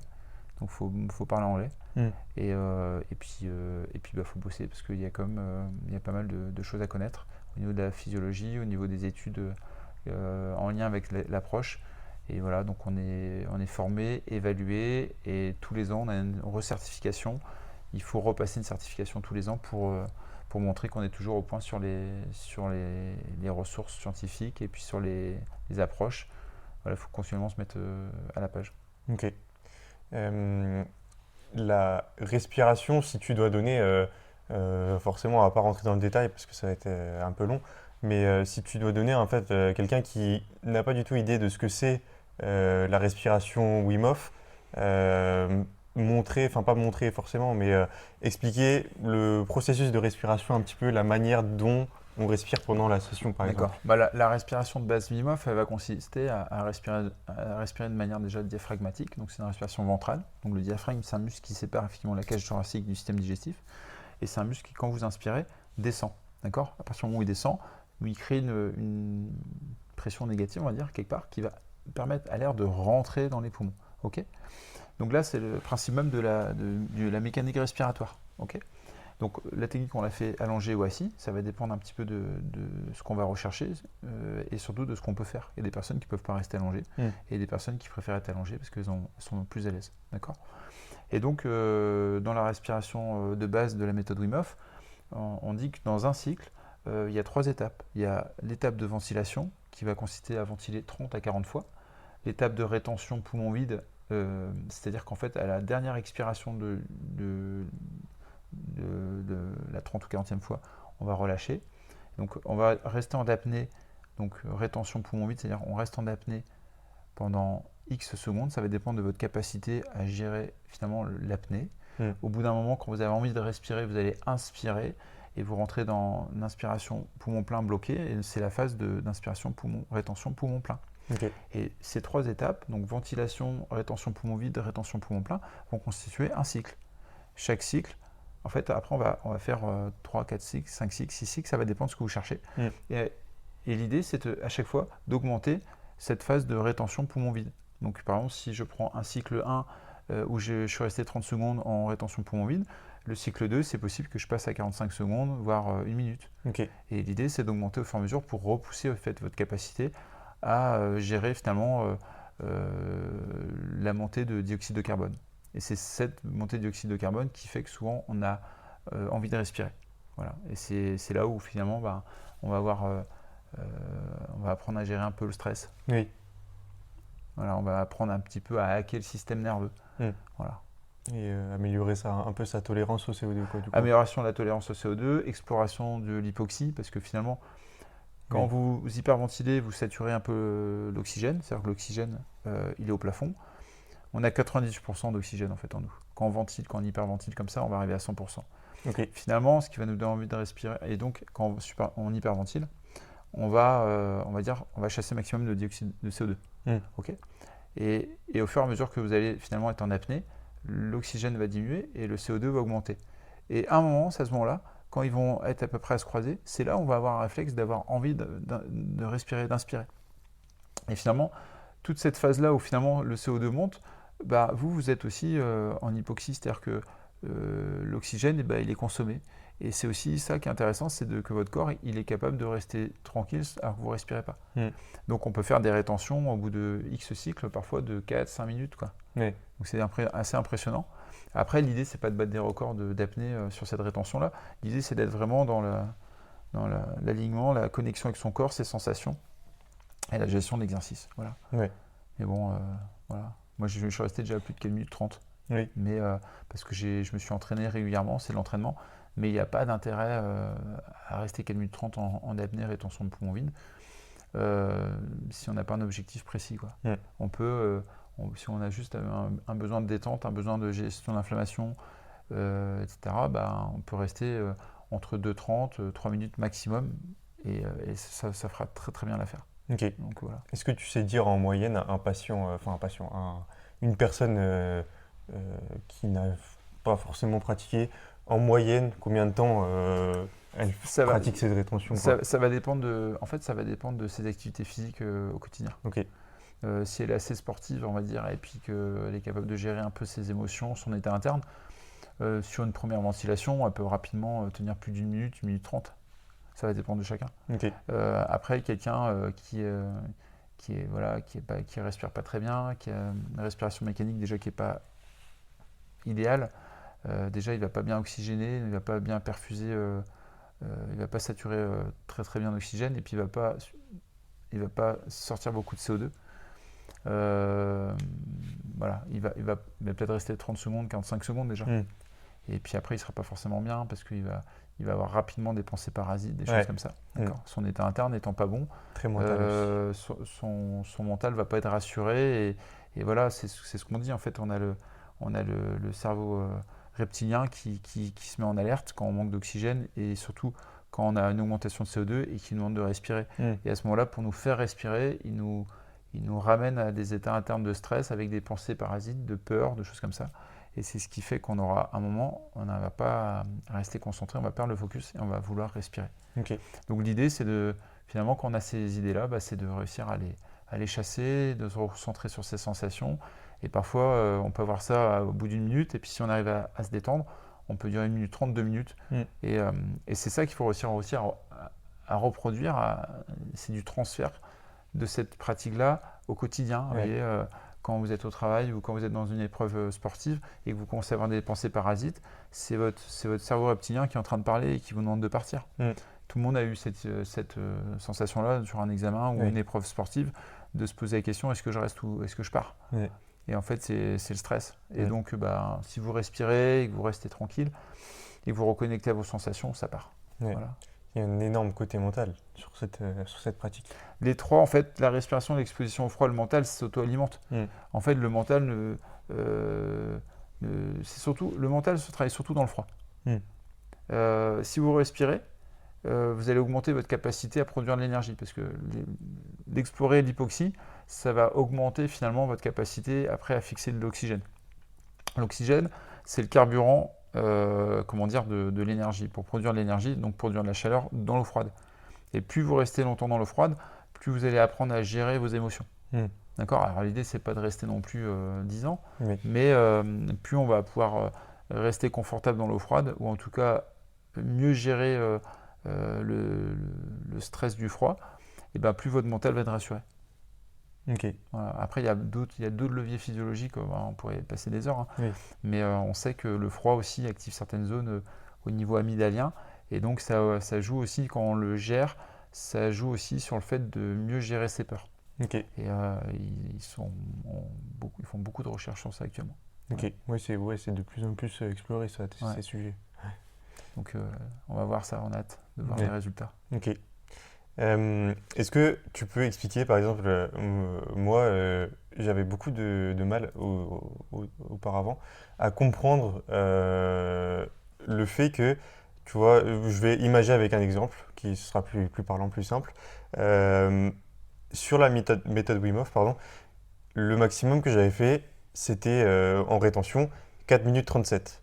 Le maximum que j'avais fait classiquement en pratiquant de l'apnée à sec, donc poumon plein, c'était 2 minutes et difficilement plus, quoi. Vraiment, j'avais beaucoup de mal à dépasser 1 minute 30, 2 minutes. Est-ce que tu peux expliquer pourquoi, justement, pourquoi tout simplement, poumon vide, j'arrive à faire 2 fois plus de temps que poumon plein, alors que c'est contradictoire dans le sens où quelqu'un, on lui dit, tu penses que tu vas respirer, enfin retenir ta respiration plus longtemps, poumon vide ou poumon plein, tout le monde va te répondre poumon plein. Donc est-ce que tu saurais un petit peu expliquer ça Alors, ou pas ouais. forcément? Alors tu vois, j'ai pas mes fiches avec moi là, mais Oui. je crois que c'est une histoire de pression au niveau de, en fait, la quantité d'oxygène que tu as dans tes poumons, quand tes poumons pleins et poumons vides. L'idée, c'est que tu as un troc entre le dioxyde de carbone Oui. et l'oxygène. D'accord? Donc à partir du moment où effectivement tu as une augmentation de CO2 dans ton corps, et ben, c'est troqué par de l'oxygène. Et du coup, finalement, enfin, je dirais des bêtises là, je l'ai pas en tête, mais je pense que c'est plutôt ça en fait. Après, le truc, c'est que, est-ce que tu as, non, je dis des bêtises, là j'étais en train de m'enfoncer, je pense. Est-ce que quand tu as fait de l'apnée poumon plein, tu as hyperventilé avant? Poumon plein, non. Alors c'est peut-être plutôt pour ça. Ok. En fait, voilà, c'est surtout ça. En fait, ce qui s'est passé, c'est que quand tu as fait une apnée à sec poumon plein, tu n'as pas hyperventilé avant. Donc Ouais. finalement, tu n'as pas diminué ton CO2. Ok. Alors que nous, quand on fait la ventilation Wim Hof, on fait diminuer le CO2. Ouais. D'accord? Ok. Et on sature un peu l'oxygène. Et c'est ce que je te disais, tu vois, il y a ce recoupement. Et donc, c'est cette période-là où tu es en apnée. Hmm. Ok? Si ton CO2, tu l'as pas finalement purgé de ton corps Il était trop haut, quoi. il était déjà trop. Ok. L'idée, c'est de faire diminuer ton CO2 au maximum. Ok. Je pense que c'est plutôt ça. Ok. Ouais. Je vois. Après, ouais, c'est des mécanismes très Ouais. complexes, je suppose. Ouais, c'est pas si complexe, mais dans ma tête, je pensais que tu avais hyperventilé avant l'apnée. Non, ouais. Mais J'avais fait, en fait, ouais, sur la méthode Wim Hof, poumon vide, bah là, du coup, oui, j'avais ouais. hyperventilé. Mais sinon, non, effectivement, j'avais pas. C'est pour Ouais. ça que tu vois, en apnée, il y a beaucoup de gens qui font de l'hyperventilation avant de plonger. Ouais. Mais c'est déconseillé parce que tu peux faire des phénomènes de syncope. Oui, des syncopes, ouais. Ouais, Et donc, que la j'ai- méthode Wim Hof, c'est ça qui est important à dire aussi, c'est que c'est jamais à faire avant d'aller en mer plonger. Ou Ouais. même d'aller. Oui. Il y a beaucoup de gens qui me disent, ouais, j'ai fait du Wim Hof sur la plage et après, je suis allé me baigner. Et là, j'ai fait des apnées. Bah, ça, c'est pas du tout une bonne pratique. Mm. Vous pouvez éventuellement faire de la ventilation sur la plage et vous baigner. Mais en général, il ne faut pas mettre la tête sous l'eau, il ne faut pas s'immerger, il faut juste s'exposer. Mm. Mais l'idée aussi, c'est que l'idée du Wim Hof, c'est de stresser le corps, ce qu'on appelle ça le principe hormétique, c'est de créer finalement un stress aigu ponctuel sur le corps pour qu'il puisse finalement réagir. Donc si vous créez un stress aigu déjà par la ventilation et que derrière vous faites un stress aigu par l'exposition au froid, alors le corps il peut encaisser quand même quoi, mais je trouve pas ça hyper cohérent de faire toujours tout d'affilée. Je pense que parfois il faut lui laisser un peu autant à votre corps de se réadapter, au moins quelques minutes, quelques heures avant de s'exposer ou d'enchaîner. Ok. Voilà, donc après, par exemple, moi le matin quand je fais ma ventilation, derrière je vais faire une douche froide. Mais une douche ça reste 30 secondes, 1 minute, 2 minutes maxi quoi. Mais je vais pas par exemple faire un bain de 4 minutes à 0 degré. Et il y a beaucoup de gens qui, dans l'approche de la méthode Wim Hof ou dans l'exposition au froid, ou enfin en tout cas dans cette approche un petit peu de respiration, breeze work et de froid, parfois ils enchaînent tout et du coup ça crée beaucoup de stress physio et c'est contre-productif parce que finalement vous allez faire monter votre cortisol dans votre corps et finalement vous allez être plus stressé et c'est pas top. Ouais. Et justement, tant qu'on est sur cette piste-là, un petit peu, qu'est-ce que tu répondrais aux questions classiques qui reviennent souvent quand on parle de bains froids, c'est-à-dire à quelle fréquence est-ce que tu dois faire des bains froids et surtout aussi à quelle température tu dois faire ces bains froids? Ça va dépendre de l'objectif. Oui. Si on est sur un objectif, par exemple, récupération, par exemple, quelqu'un qui fait du sport, qui veut faire de la récupération, il n'y a pas nécessité d'être sur un bain froid très intense. L'idée, c'est d'être sur un froid modéré et limite, c'est presque mieux de faire de l'alternance chaud-froid. Et là, c'est intéressant. Après, par exemple, si on est sur si on a une perte de poids, là, l'idée, c'est d'être sur un froid très intense, mais pas forcément très longtemps. 3-4 minutes, ça va suffire. Okay. Et si on est sur une phase plutôt gestion du stress, on peut être sur un froid plutôt modéré. Entre les deux, entre le froid très intense et puis le froid, le froid de récupération. Et l'idée, c'est de rester plus longtemps. Voilà. Donc si en termes de température, peut-être que je me trompe, mais par exemple, pour la perte de poids, on peut être sur du froid entre 0 et 1 degré, 2-3 minutes, voilà, c'est violent, hein, ça va taper dans les graisses, ça va taper dans la thermogénèse, donc on va avoir une action, le corps il va venir brûler un maximum de choses, et puis au niveau endocrinien, il va relancer pas mal de choses aussi. Après, au niveau récupération mentale, on peut être sur un froid à 4-5 degrés, et puis faire 8 minutes, voilà. On dit souvent c'est 8 minutes par degré, donc c'est pour ça que je dis 8 minutes, parce qu'on dépasse ces 4-5 minutes à 400 degrés, parce qu'on va travailler le mental. Et après, quelqu'un qui fait la récup, ça peut être de l'alternance chaud-froid, donc après, voilà. Et puis après, il y a ceux qui sont vraiment habitués, et puis qui gèrent bien tout le process, oui, ils peuvent faire de l'alternance chaud-froid très fort. Donc glace, sauna, et là, on reste sur un training, voilà. Et le chaud, c'est hyper important, c'est aussi important que le froid. Et il y a eu la mode du froid. Aujourd'hui, les gens ils comprennent que effectivement, il faut du chaud parce que les gens qui font que du froid, à un moment, ils sont pas hyper bien. Donc, il faut du chaud, c'est obligé. Sinon, au niveau rénal, les surrénales, elles travaillent trop. Ça crée trop de stress. Ouais. Ce que tu expliquais, toi, dans la formation, je crois que c'est moi qui t'avais posé la question, sûrement. C'était qu'une personne qui, par exemple, est vraiment à un métier très, très prenant, très stressant, elle ne pourra pas faire autant d'exposition au froid, de bain froid, qu'une personne qui est très bien dans sa vie, n'est jamais stressée, n'a pas un travail très prenant ou ne travaille pas. Toute une question de quota un petit peu, non? C'est une question de dosage. Alors, si, en fait, elle pourra le faire, mais c'est quoi l'objectif? Ça va dépendre de ce qu'elle va chercher. En fait, si elle cherche... l'idée, c'est par exemple, si elle fait du bain froid tout le temps, est-ce que c'est bien ou pas bien? En fait, le froid, l'exposition au froid comme le chaud, c'est des process hormétiques, c'est des procédés d'entraînement. Est-ce qu'on s'entraîne tous les jours pour un objectif? On peut dire oui, mais est-ce qu'on va s'entraîner de manière intense tous les jours? On va dire non. Parce qu'il y a des phases où il faut récupérer, et puis il y a des phases où il faut récupérer. Le froid, il faut voir ça comme un mode de récupération en fonction de comment on pratique, mais c'est aussi un mode d'entraînement. Donc parfois les gens disent ouais, je m'expose au froid de manière intense en disant ouais, c'est pour récupérer. Non, là tu t'entraînes. Si tu voulais récupérer, tu ferais juste une douche fraîche, un peu froide, un peu de sauna ou chaud, froid, Mm. de l'alternance. L'histoire de stretcher ton système nerveux.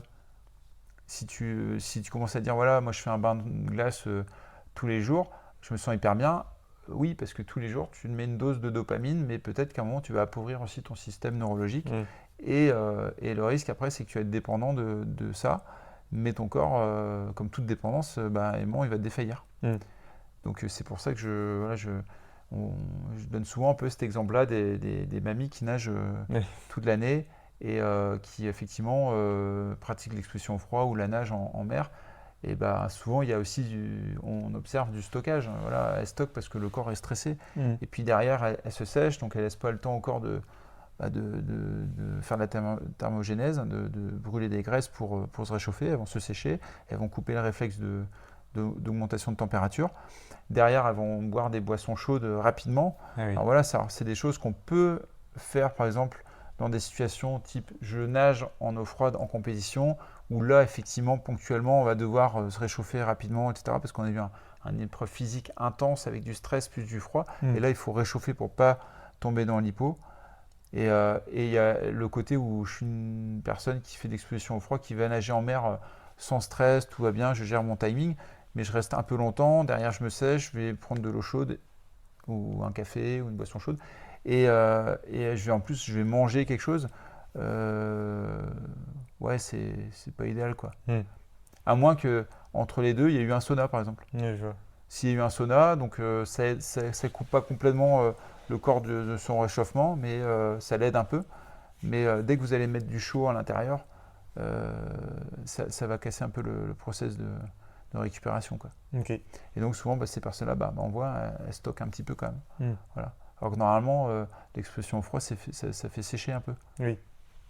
Ouais, je si vois. c'est fait dans les règles. Ok. Mais il faut comprendre tout le process, comme le sauna.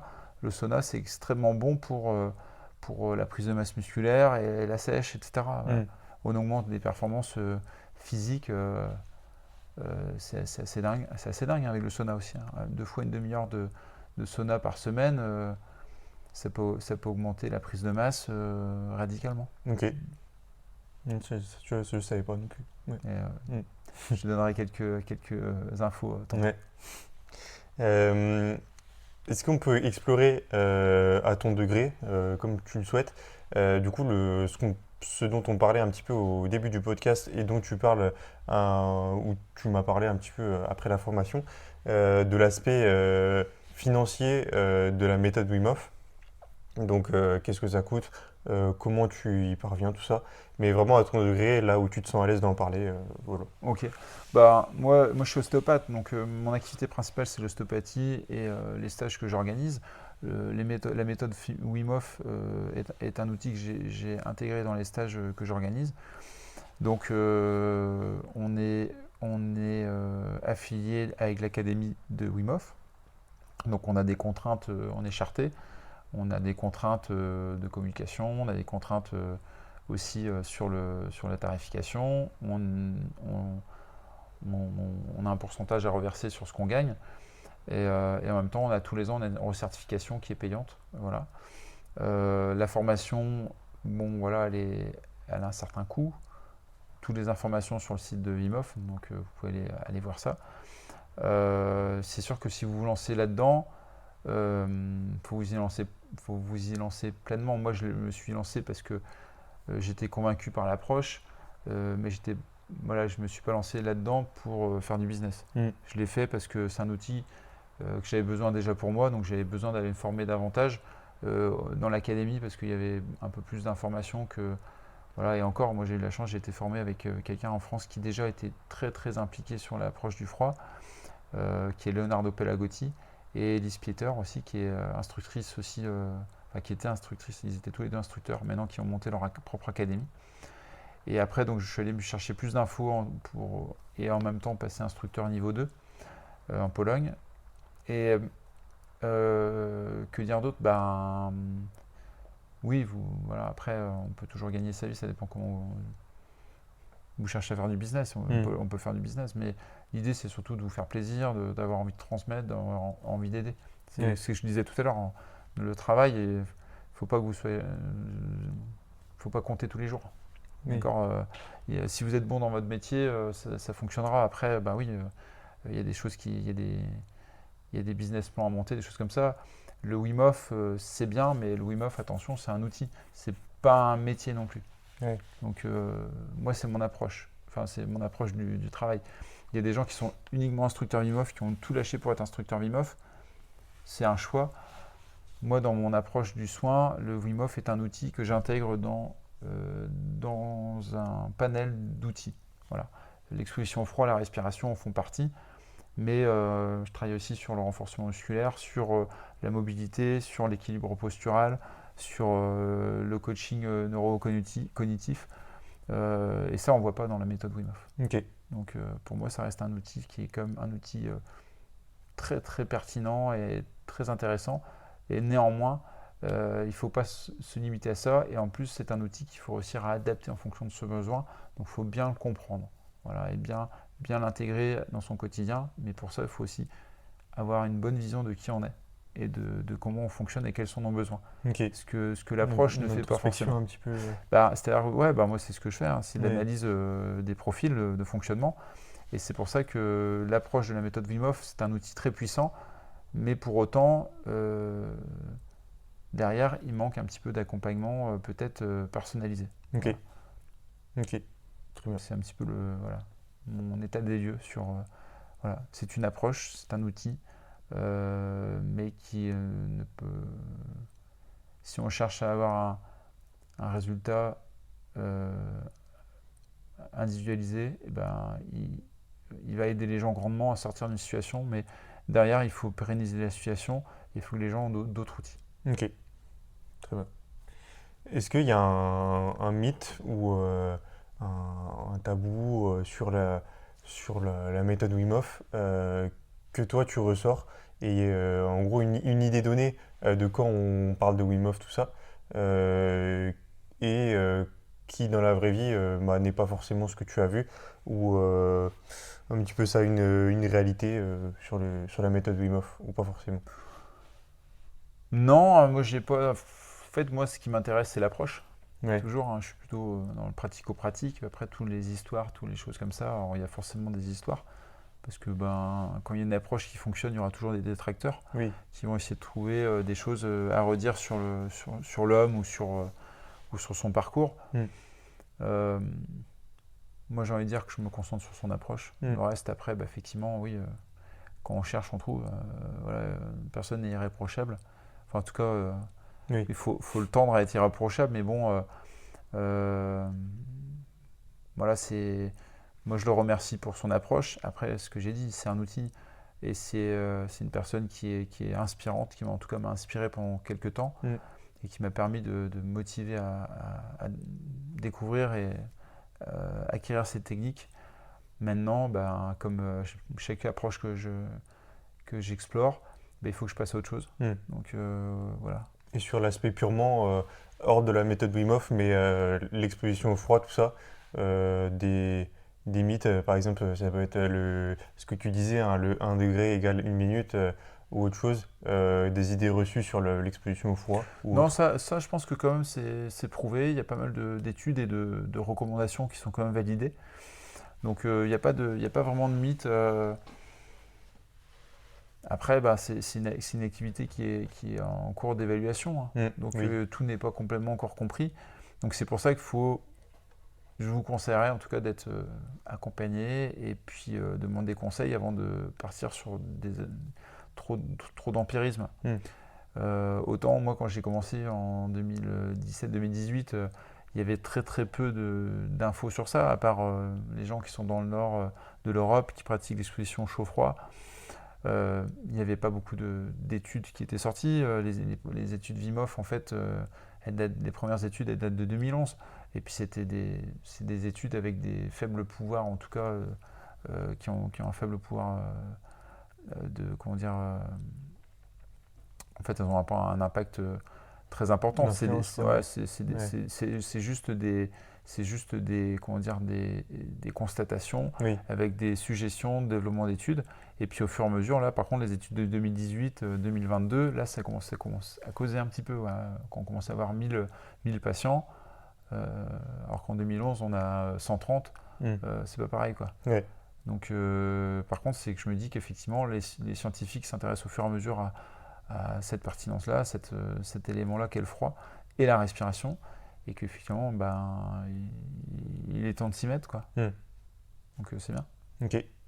Est-ce que tu conseillerais l'exposition au froid? Je parle pas forcément de la méthode Wim Hof ou de la respiration, mais plus vraiment de l'exposition au froid en elle-même à une personne qui est atteinte d'anxiété, ouais, vraiment de stress, d'anxiété, parce que bah, on le sait, hein, c'est de plus en plus le cas pour différentes raisons, hein, mais sur la nouvelle Gen Z, hein, on va dire, hein, dont je fais partie en soi, hein, mais, euh, mais de plus en plus de jeunes, on voit que les statistiques d'anxiété ont monté.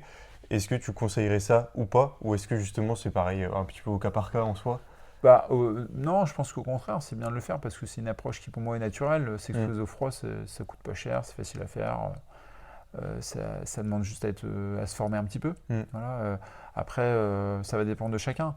Mais c'est sûr que s'il y a du stress, c'est-à-dire qu'il y a un système nerveux qui n'est pas complètement bien équilibré. Et au-delà de l'exposition au froid, effectivement, de voir déjà si au niveau postural, au niveau euh, on va dire homéostasique, si votre corps, si votre physiologie fonctionne bien déjà, c'est important, quoi. Ok. Donc pour ça que moi j'intègre tout ce qui est postural parce que la perception de l'environnement, c'est ce qui va déterminer nos actions. Oui. Et si on n'est pas dans une bonne norme posturale, l'environnement peut nous paraître stressant. Et après, si on n'a pas cette capacité d'adaptation, effectivement, on va prendre davantage ce stress en plein cœur. Et puis après, le système nerveux, il a du mal à se détendre. Et du coup, il y a un stress qui devient un peu chronique. Voilà, donc faire du Wim Hof par-dessus ça, c'est bien. Mais en même temps, il faut, je pense, le coupler avec d'autres choses, quoi. Ok. Ouais. Et le fait de faire de l'activité physique comme toi tu fais Mm. très régulièrement, c'est même plus que l'activité physique, hein, c'est du sport de compétition, Mm. hein.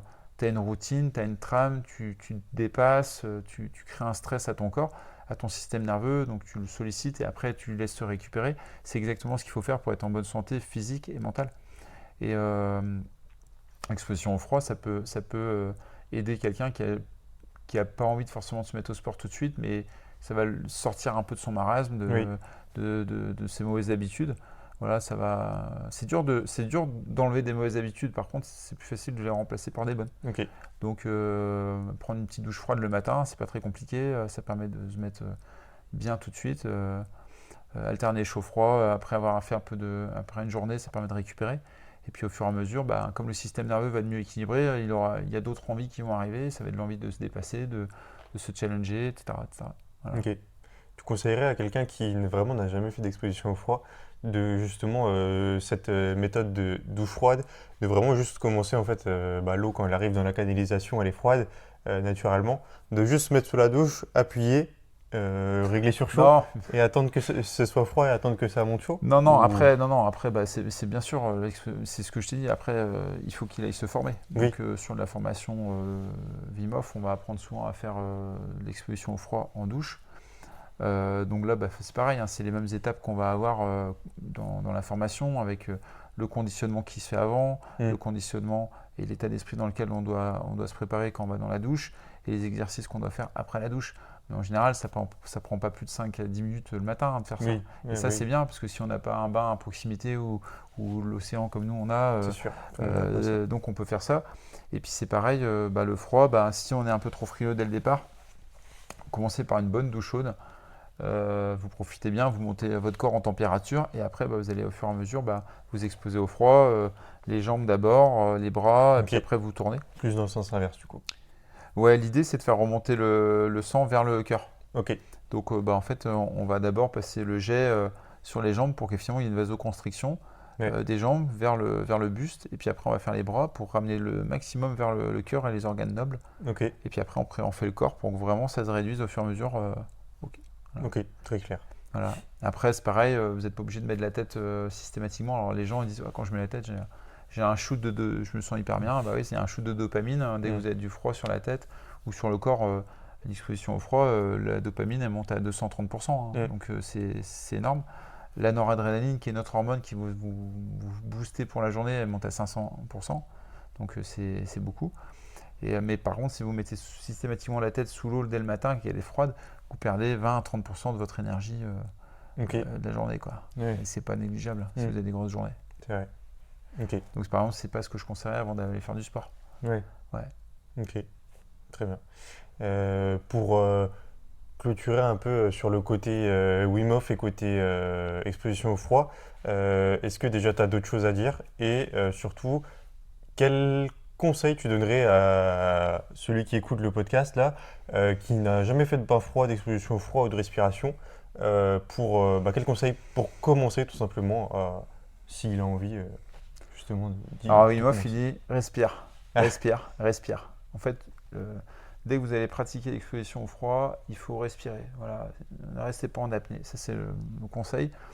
Et après, quel conseil faire? Si il veut vraiment apprendre la méthode dans les règles, c'est de. Alors, il y a toujours les applications, il y a les cours en ligne, mais comme on a dit tout à l'heure, le meilleur moyen, c'est d'avoir un coach, quoi. Et il y en a partout en France. Ça, c'est vraiment démocratisé. En Bretagne, un peu moins, parce qu'on n'est pas vraiment dans la région où il y a des montagnes, il y a des torrents, etc. Pour autant, Il fait jamais très froid non plus en il soi. fait jamais très froid, mais en dessous de 15 degrés, déjà, ça fonctionne. Ouais. Donc finalement, nous, on a la température idéale au niveau de l'océan et on voit bien qu'il y a de plus en plus Oui. de gens qui nagent en mer. Voilà, donc ça, c'est encore une autre famille. Il y a les hoffeurs avec Wim Hof, et puis après, il y a les gens qui nagent en mer. Et ça, c'est quelque chose que j'ai commencé à faire cette année Oui. en compétition. Alors, je le faisais déjà depuis des années, mais j'ai commencé à nager en eau froide et en eau glacée cette année. Mm. Parce que pareil, j'ai envie de découvrir un peu cet univers-là, voir jusqu'où je peux aller. Ouais. Et bon, on verra. Je suis pas un nageur à la base, mais j'ai l'envie, j'ai le courage, comme j'ai dit. Donc Ouais.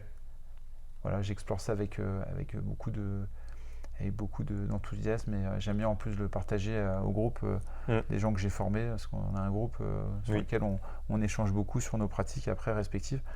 Et du coup, j'aime bien relater un peu ce que je fais pour un petit peu motiver les gens et les inspirer un peu, quoi. Ouais. Donc à se bouger, à prendre des décisions rapidement, entre guillemets rapidement, à agir, pas forcément dans la précipitation, mais quand vous avez des opportunités de ne pas vous poser des questions pendant 107 ans, il faut y aller, go. Mm. Donc c'est pour ça. Parfois je poste, je vais me baigner dans 15 minutes, et puis je vois Ouais. qui est capable de s'adapter, de poser ce qu'il est en train de faire et de foncer me rejoindre. Voilà, donc c'est pas toujours confortable, mais c'est dans l'inconfort que parfois on a aussi les bonnes surprises et les cadeaux. Ouais. Et ça, c'était le point encore plus positif qu'on a eu avec du coup ta formation. C'est que tout simplement, la formation ne s'arrête pas aux 5 heures qu'on a passé ensemble. C'est qu'après, on rejoint ensemble une communauté. Et justement, il y a des événements qui ont lieu. Comme par exemple, dernièrement, la semaine dernière, on a testé le Deep Foil.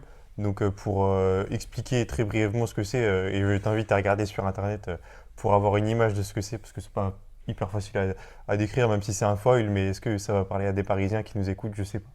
Pas Si, forcément. il y a beaucoup de Parisiens qui pratiquent la monopale, mais puis Ouais. l'apnée, et puis aussi le wing, hein. Ouais. Wing foil ou même l'equifoil ou le wind foil, hein. Donc Ouais. non. Mais ouais, du coup, le Deep Foil qui a été créé ici en Bretagne, à Crozon. Et justement, avec le groupe et tes démarches, on a réussi à du coup, arriver à faire tester tout simplement le Deep Foil Ouais, à certains du groupe, quoi. l'idée du groupe, c'est d'explorer un petit peu tout ce qui est en lien avec l'exposition au froid, mais surtout l'univers aquatique qui nous entoure.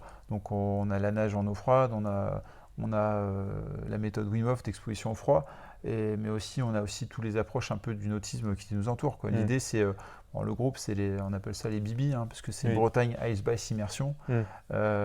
Et ce groupe-là, en fait, c'est un groupe qui fédère tous les gens qui ont cet amour de l'océan et cette envie d'explorer un peu leur capacité, leurs limites. Donc on a des gens de 17 ans jusqu'à plus de 80 pour certains.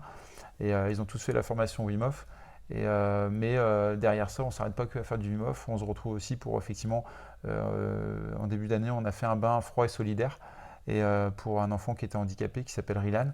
Et donc on a recueilli des fonds, quoi. Donc on a fait le bain du Nouvel An, alors pas forcément de manière déguisée, mais avec l'intention en tout cas de se réunir ensemble et d'apporter notre énergie Ouais. et notre enthousiasme et puis des fonds aussi à la famille pour qu'ils puissent soigner leur enfant, quoi. Mm. Et moi, les parents étaient super contents. La maman, elle est venue avec nous dans l'eau, ça lui a fait un bien fou. On a recueilli un peu d'argent. Ça a permis à cet enfant d'avoir une semaine de soins voilà, spécifiques. Donc vous pouvez aller voir aussi sur internet, il s'appelle Rilan et il est atteint d'une maladie génétique rare et qui est neurologique et qui demande des soins vraiment hyper intenses dans les premiers mois de vie. Et voilà, donc là maintenant il a 2 ans, il progresse vraiment plus que s'il n'avait pas eu ces soins-là. Et donc ben voilà, donc je passe un petit coucou à ses parents, à sa famille. Et voilà, on pense toujours à Rilan et puis on va peut-être remettre ça pour le nouvel an encore l'année prochaine, de faire un bain solidaire. Voilà. Ok, trop bien. Euh, Celui qui regarde ce podcast, tu dois te demander un petit peu qu'est-ce que j'ai sur le nez. Le petit truc sur le nez, là, donc pour la petite histoire, on était à la salle tout à l'heure, tous les deux, et c'est un ami à nous, donc Alex, qui regarde d'ailleurs les podcasts, donc coucou Alex, si tu regardes le podcast, qui m'a fait tester ça. Moi, honnêtement, je pensais que c'était un peu bullshit, donc c'est un nose trap, je crois que ça s'appelle. Et en fait, le but, c'est tout simplement de mieux respirer, donc ça ouvre un petit peu les narines, tout simplement. Juste, ça écarte les narines. Est-ce que tu as un avis là-dessus ou pas forcément? Bah, j'ai jamais testé, c'est vrai que j'aimerais bien essayer. Après, moi j'ai tendance à vouloir toujours faire la performance au naturel. Moins j'ai d'outils, Oui, je comprends. ouais, moins j'ai d'outils, mieux je me porte. Ouais. Parce que c'est toujours d'avoir des. Pour moi, c'est pas je dis pas que c'est un gadget au sens réductif du terme, Mhm. mais d'avoir toujours une béquille pour faire ci, pour faire ça. Je pense que le corps il est capable d'adaptation. Mhm. Et finalement, moi, depuis que je fais la respiration nasale très régulièrement, effectivement, bah, j'ai une meilleure motricité au niveau des ailes du nez. J'ai développé aussi ça. Oui, Et aider, c'est bien, mais quand c'était un peu trop béquille, pour moi, c'est pas bon. c'est vrai. Donc, je pense qu'on peut travailler sa respiration nasale, on peut travailler la forme du visage, elle change au fur et à mesure aussi de l'exposition au froid, de la pratique de la respiration, etc. Pourquoi? Parce qu'effectivement, ben, on a des phénomènes de pression qui se créent. Et de la même manière que quand on fait de la musculation avec du serrage de dents, on va avoir la mâchoire qui va se transformer, Mhm. etc. Donc les pommettes qui vont devenir plus saillantes, etc. Ouais. Parce qu'il y a beaucoup plus de pression. Et donc je pense qu'effectivement ça peut être un outil assez intéressant, assez pertinent, parce que ça peut aider. Mais dans ma philosophie de formation et de travail, j'essaye comment dire, de pas rechercher toujours finalement quelque chose qui peut m'aider alors que je pourrais peut-être le faire physiologiquement. Ouais. Mais je pense que dans l'idée, j'ai envie de tester pour voir, mais je sais qu'à terme, je ne le garderai pas forcément. Mhm. Voilà. Moi, j'avais vu, hein, il y a plein de choses qu'on peut tester. Je sais que moi, parfois, j'ai des masques aussi qu'on peut mettre pour travailler en hypoxie. Oui. Là, c'est encore autre chose, parce que là, Mhm. on crée plutôt, c'est un outil d'entraînement comme une charge qu'on peut mettre sur des haltères. Ouais. Là, toi, tu as un outil pour t'aider à mieux ventiler par les narines. Mais pour autant, je pense que les narines, elles ont un rôle aussi. Il y a, par exemple, quand on inspire et qu'on expire, euh, rien que dans l'inspiration, parfois on a une narine qui va être dominante par rapport à une Oui. autre. Et il y a une autre qui va être plus dominante sur l'expiration. Et ça va s'alterner en fonction de notre état Ouais. neurologique. Je parlais de ça dans un podcast justement qui est un terme assez marrant que j'avais lu dans le livre de James Nestor, Respirer. C'est que tes narines, c'est comme un pénis, ça a des érections. Et en fait, t'as souvent une narine qui est plus grosse que l'autre parce que tout simplement, t'as plus de sang que l'autre et qu'elle gonfle. D'accord, Mais ok. c'est le petit côté marrant que j'avais trouvé là-dedans. Mais Ouais, et puis ben voilà, le nez, c'est quelque chose qui va pousser toute la vie. ouais, Et du coup, c'est pour ça qu'effectivement, d'avoir quelque chose dessus, c'est bien, mais est-ce que ça parasite pas un petit peu le filtrage d'informations? hmm, Et c'est tout ça que voilà, je me pose des questions. Je pense que oui, il faudrait faire des études. C'est ouais, pareil. Aujourd'hui, les gens demandent des études pour plein d'approches, mais hmm, par contre, ils vont jamais se poser des questions s'il y a eu des études sur des outils, quoi. oui, Moi, j'ai déjà vu c'est des vrai. gens sur des salons, que ce soit sur le salon de comment dire, salon tout ce qui est échauffement d'entreprise et comment dire, zut, désolé, fin de journée. L'ergonomie, bienvenue. Non, ouais, ouais, tout ça. Et les gens, ils avaient fait un logiciel qui comment dire, analysait le mouvement des salariés. Et au bout d'un moment, bah, effectivement, les salariés, ils changeaient parce qu'ils avaient remarqué que les mouvements, ils étaient moins efficaces ou machin. Et je leur dis, bah, ok, super. Et je fais, mais vous avez quoi comme retour en fait? Ils me disent, ah bah en fait, nous, c'était notre mémoire de fin d'études. Mm. Et je fais, ah ouais, et vous le vendez combien? Ils nous vendaient hyper cher le truc.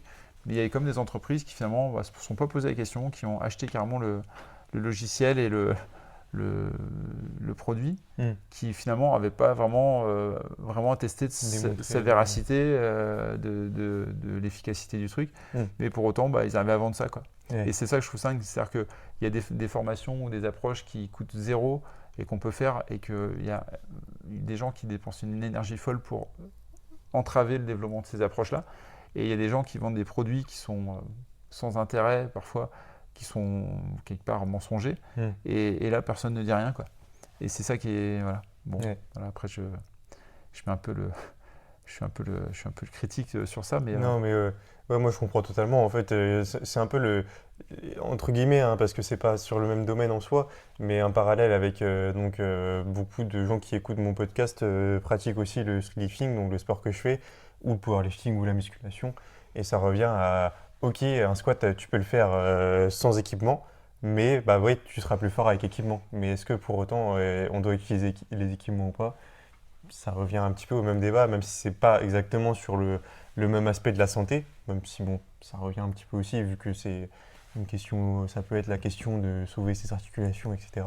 ça dépend de ce que Mais tu recherches, c'est ce c'est qu'on a ça. dit tout à l'heure. Est-ce que Mm. tu recherches Pardon. finalement, est-ce que tu recherches à performer en compétition Oui. dans un délai relativement court qui t'abîme peut-être ta santé, Mm. ou est-ce que tu cherches vraiment le squat idéal pour toi, ta santé, et arriver à un max de performance, mais ça va peut-être te demander 5 ans, 10 ans, 15 ans. Mm. Ça va dépendre de ce que tu cherches. Est-ce que tu cherches une solution rapide ou est-ce que tu cherches une solution pérenne? Oui. Et je Voilà. pense que nous deux, on a un peu le même état d'esprit en termes de ne pas trop s'approcher de la suroptimisation sportive, quoi. En fait, ouais, il faut pas être, on dit orthopratique, il faut pas être trop rigide. Mm. Faut pas vouloir absolument tout sécuriser, cadrer tout le temps, parce que finalement, il faut laisser un petit peu de part à l'adaptation. Mm. Parce que chacun est différent, donc chaque pratique doit être adaptée à chacun. Mm. Tu dirais quoi à ton toi de 10 ans en arrière? À moi, il y a 10 ans, mais j'ai énormément évolué en 10 ans. Parce Mm. que depuis 2017, j'avais mon projet de monter le centre. Ça n'a pas été une mince affaire. J'ai eu pas mal de choses compliquées. Voilà, au début, j'étais parti sur un centre un peu plus comme ce qui se fait aujourd'hui, mais dans tout ce qui est optimisation de la performance. Ok. Au début, c'était vraiment mon délire, ça. Mais je me suis rendu compte que finalement, c'est pas ce qui fait l'essence même de ce qui m'anime. Ce qui m'anime, c'est que les gens soient heureux. Mm. Et le bonheur, c'est pas facile c'est quelque chose qui est pas facile à atteindre. Mm. D'être heureux, c'est très furtif. Oui. Et pour être heureux, il faut savoir déjà qui on est et comment on se situe par rapport aux autres. Donc c'est toute cette démarche-là qui m'a poussé un petit peu à mettre en place ma Bi-Happy, en fait.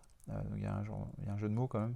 Mm. Mais c'est marrant parce que Bi, c'est être, et Happy, c'est aussi c'est finalement comme application. Oui. Et c'est marrant parce que voilà, à travers finalement, c'est le cheminement d'entrepreneur un peu, hein, mais on fait des choses, ça marche ou ça marche pas, ou on a des réussites, et puis on a surtout des complications à gérer. Donc surtout depuis le moment où on a commencé à investir sur les locaux et tout ça, on a eu pas mal de soucis que j'ai dû gérer, et finalement j'étais bien content d'avoir des outils comme la méthode Wim Hof qui m'ont permis de tenir bon dans des moments où c'était quand même extrêmement tendu en termes de stress, quoi. Mm. Et pour autant, et c'est ce que je dis, j'ai réussi à faire ça, et j'ai réussi à tenir bon et à réaliser des choses en parallèle. Ouais. Il y a des gens, quand ils montent des projets, finalement, quand ça va mal, ils focalisent absolument tout sur le problème, et ils avancent plus du tout. Alors que, en fait, à côté de ça, j'ai réussi à accompagner comme des personnes sur les JO. J'ai réussi à développer l'activité d'ostéopathie en entreprise sur le département. J'ai réussi à créer des partenariats avec des institutions comme l'armée, comme la ville de Brest, comme la ville de Plougastel. Mm. Donc en fait, c'est énorme parce que comme j'ai vu que j'étais pris sur quelque chose et qui me bloquait sur le développement du local et du centre, j'ai pas pour autant abandonné. Et j'ai mis toute mon énergie sur le développement du réseau de partenaires et puis des projets de stage. Et je me suis formé sur le niveau 2 de la méthode Wim Hof. Ah, j'ai pas arrêté quoi. Hmm. Donc, mais c'est en partie grâce effectivement à cette ligne directrice et ces outils que j'ai au quotidien quoi. Ok. Ligne directrice, tu dirais un petit peu amélioration continue, quoi. Ou... Ouais, c'est les habitudes qu'on a, en fait, c'est le être. Être, pour moi, moi j'essaye d'être quelqu'un d'intègre, d'incarner les choses que je fais, d'être, de faire ce que je dis. Je m'implique à 100% quand j'ai un patient, à 100% dans un projet. Quand je fais les formations, tu as vu, pendant 5 heures, je suis au taquet. Hmm. Voilà, je peux avoir plein de choses en tête derrière, des soucis, des tracas, mais dès que ça y est, je mets mon costume d'instructeur ou d'ostéopathe, moi je me mets de côté et je suis à 200% à bloc sur vous pour vous donner les outils, les tips, etc. quoi. Hmm. Et ça, je pense que ça, c'est aussi à travers les habitudes au quotidien, que ce soit les habitudes de vie, de sport, relationnel, alimentaire, sommeil, etc., etc. Tout ça, ça demande forcément du travail. Il y a pas de personne qui est impeccable dans la vie. Hmm. Et quand on veut réaliser ses rêves, on sort de sa zone de confort. Et forcément, il faut être capable d'en payer un peu, parfois, le prix. Hein. Donc, sortir de sa zone de confort, c'est pas agréable, mais c'est derrière, il y a les cadeaux, quoi. Ok. Et puis quand on a un Ouais, c'est problème, il y a bien. toujours un cadeau. J'ai eu une formation là-dessus et je me suis toujours dit ça. Le gars, il avait raison. Quand il y a un problème, il y a toujours une solution, il y a toujours un cadeau. Ouais. La preuve en est, c'est que je me suis explosé le dos l'année dernière. Euh, voilà, et je vous ai rencontré, j'ai Hmm. rencontré Pierre-Yves, je t'ai rencontré. Ça m'a ouvert une porte que j'aurais peut-être jamais franchie Oui. et je serais resté un petit peu dans mon circuit. Ouais. Voilà, et puis voilà, il y a plein de choses à chaque fois. Il y a pas de problème, il y a que des solutions. Euh, il y a plein voilà, j'ai eu plein d'anecdotes. On peut faire un podcast sur tous les Oui. problèmes que j'ai rencontrés et qu'à chaque fois j'ai trouvé des alternatives qui m'ont permis de gagner forcément quelque chose, une opportunité de rencontrer quelqu'un, une opportunité d'avoir un client, une opportunité d'apprendre quelque chose, Hmm. d'apprendre sur moi ou de renforcer mes connaissances sur un sujet. Donc voilà, en fait, dès que vous êtes capable de rester, on va dire, disponible à vous adapter, et ben vous allez à vous adapter assez vite et il faut être disponible à faire un petit effort quand Hmm. même. Voilà, comme je dis souvent, j'ai des patients, ils me disent ouais mais ça va être dur. Je vais pas faire les pompes pour vous, hein, Ouais. je vais pas faire les efforts pour vous. Hmm. Mais les gens qui s'engagent là-dessus, en général, ils sont jamais déçus. Ça paye, quoi. Hmm. Rien n'est simple dans la vie, il faut aller Ouais. chercher, quand on veut quelque chose, il faut aller chercher. Hmm. Et vous serez toujours content de votre parcours, de la finalité de vos efforts. Voilà. Le chemin, il est toujours hyper sympa en fait, les gens disent ouais, l'effort, c'est pas marrant, ça fait mal, etc. Mais faut apprendre à aimer ça. Hmm. C'est pas d'être, faut pas être maso, hein, mais il y a du plaisir dans la réalisation de la tâche. Et une fois qu'on l'a concrétisé, c'est encore mieux. Ouais. C'est ce qu'on dit en fait. Dans l'effort, c'est la dopamine. Ouais. Et dans l'aboutissement, c'est la sérotonine. Ok. La sérotonine, c'est 1000 fois plus fort que la dopamine. Hmm. C'est ce que les gens vivent quand ils font un marathon. Pourquoi? Parce qu'ils se sont entraînés pendant des mois. Et le jour où ils finissent leur marathon, c'est l'explosion. Ouais. Et c'est la même chose qu'on voit sur des sportifs qui finalement ont travaillé pendant 4 ans pour des JO et ils ont une médaille. Et là, ils sont au sommet, quoi. Hmm. Mais on n'a pas besoin d'aller chercher forcément des records ou des médailles hein, pour être heureux. Vous avez un projet, vous y consacrez du temps et l'énergie, et le jour où ça arrive, vous êtes hyper content. Hmm. Mon fils, il a voulu s'acheter un vélo électrique là, pendant un bicycle là, pendant un an. On lui a dit tu le paieras parce que si tu veux ça, tu le payes. Hmm. Donc il a fait les pelouses, il a fait le jardinage, il a bossé à droite à gauche pendant un an. Et puis il a empilé effectivement son budget. Et puis il y a un moment, il a réussi à se payer son truc. Le jour où il a eu, il avait des étoiles dans les yeux. C'est sûr. Donc en fait, après voilà, chacun a ses propres ambitions, ses propres rêves, mais l'important c'est de s'organiser pour les atteindre. Et puis vous verrez, à chaque fois, il y aura forcément un peu d'effort à fournir. Sinon, il n'y a pas de plaisir. Ouais. Il y a pas de. J'ai un ami qui dit ça aussi, j'ai beaucoup d'amis. Mais j'aime bien les écouter parce qu'ils sont toujours de bons conseils. Mais il n'y a pas de gloire sans mérite. Ok. Quand on veut avoir quelque chose, faut aller chercher. Et ça, c'est des phrases qui m'animent. Ok. Trop bien. Est-ce qu'il y avait d'autres sujets dont tu voulais parler ou est-ce qu'on a fait le tour? Ouais, je pense qu'on pourrait parler toute la nuit. Hein. Ouais, Mais, c'est vrai. non, écoute, ce sera l'occasion de se revoir pour parler. Ouais, Mais, carrément. mais en tout cas, ouais, je te remercie de m'avoir consacré Merci à toi. en tout cas une page de ton podcast. Et Mm. puis j'espère que j'ai pas dit trop de bêtises et que vous avez trouvé un intérêt. Voilà. Mais en tout cas, après, si vous voulez discuter avec moi, n'hésitez pas. Hein, je suis disponible. Dans Ouais. un planning ultra chargé, je trouverai comme toujours 5 minutes. Ouais. N'hésite pas, du coup, tu peux te donner tes coordonnées, tes réseaux, comment on peut s'inscrire à la méthode Wim Hof avec toi, Alors, un stage. pour me contacter, vous avez, j'ai une page Instagram, donc c'est Bapi Vincent, B-A-P-I Vincent, ou vous tapez Vincent Brigand, voilà, donc Brigand avec un T, donc je ne suis pas un vrai brigand. Et sinon, j'ai une page Facebook Vincent Brigand ou celle du cabinet, donc c'est Centre Bapi à Plougastel d'Aulas. Ou sinon, je suis sur Google, vous allez trouver rapidement, vous tapez ostéopathe à Plougastel. Voilà, vous avez moyen de trouver assez facilement. Sinon, vous demandez à Pierre de vous transmettre. Ouais. Et puis voilà. Donc, mais bon, vous tapez mon nom et mon prénom, vous allez forcément trouver des choses sur le web. Très bien, parfait. J'ai l'habitude avec tous mes invités, même quand je n'ai pas d'invité, de clôturer le podcast par une citation. Et quand quand il y a un invité, c'est l'invité qui doit la chercher. Donc je te laisse un petit temps de réflexion si tu veux. Une Et citation. après, Je il faut trouver une te citation. les ai toutes sorties là. Ouais.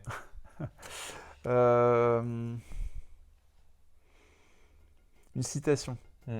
C'est une citation. Ah, j'ai pas de citation. Ou une phrase clé, hein, mais.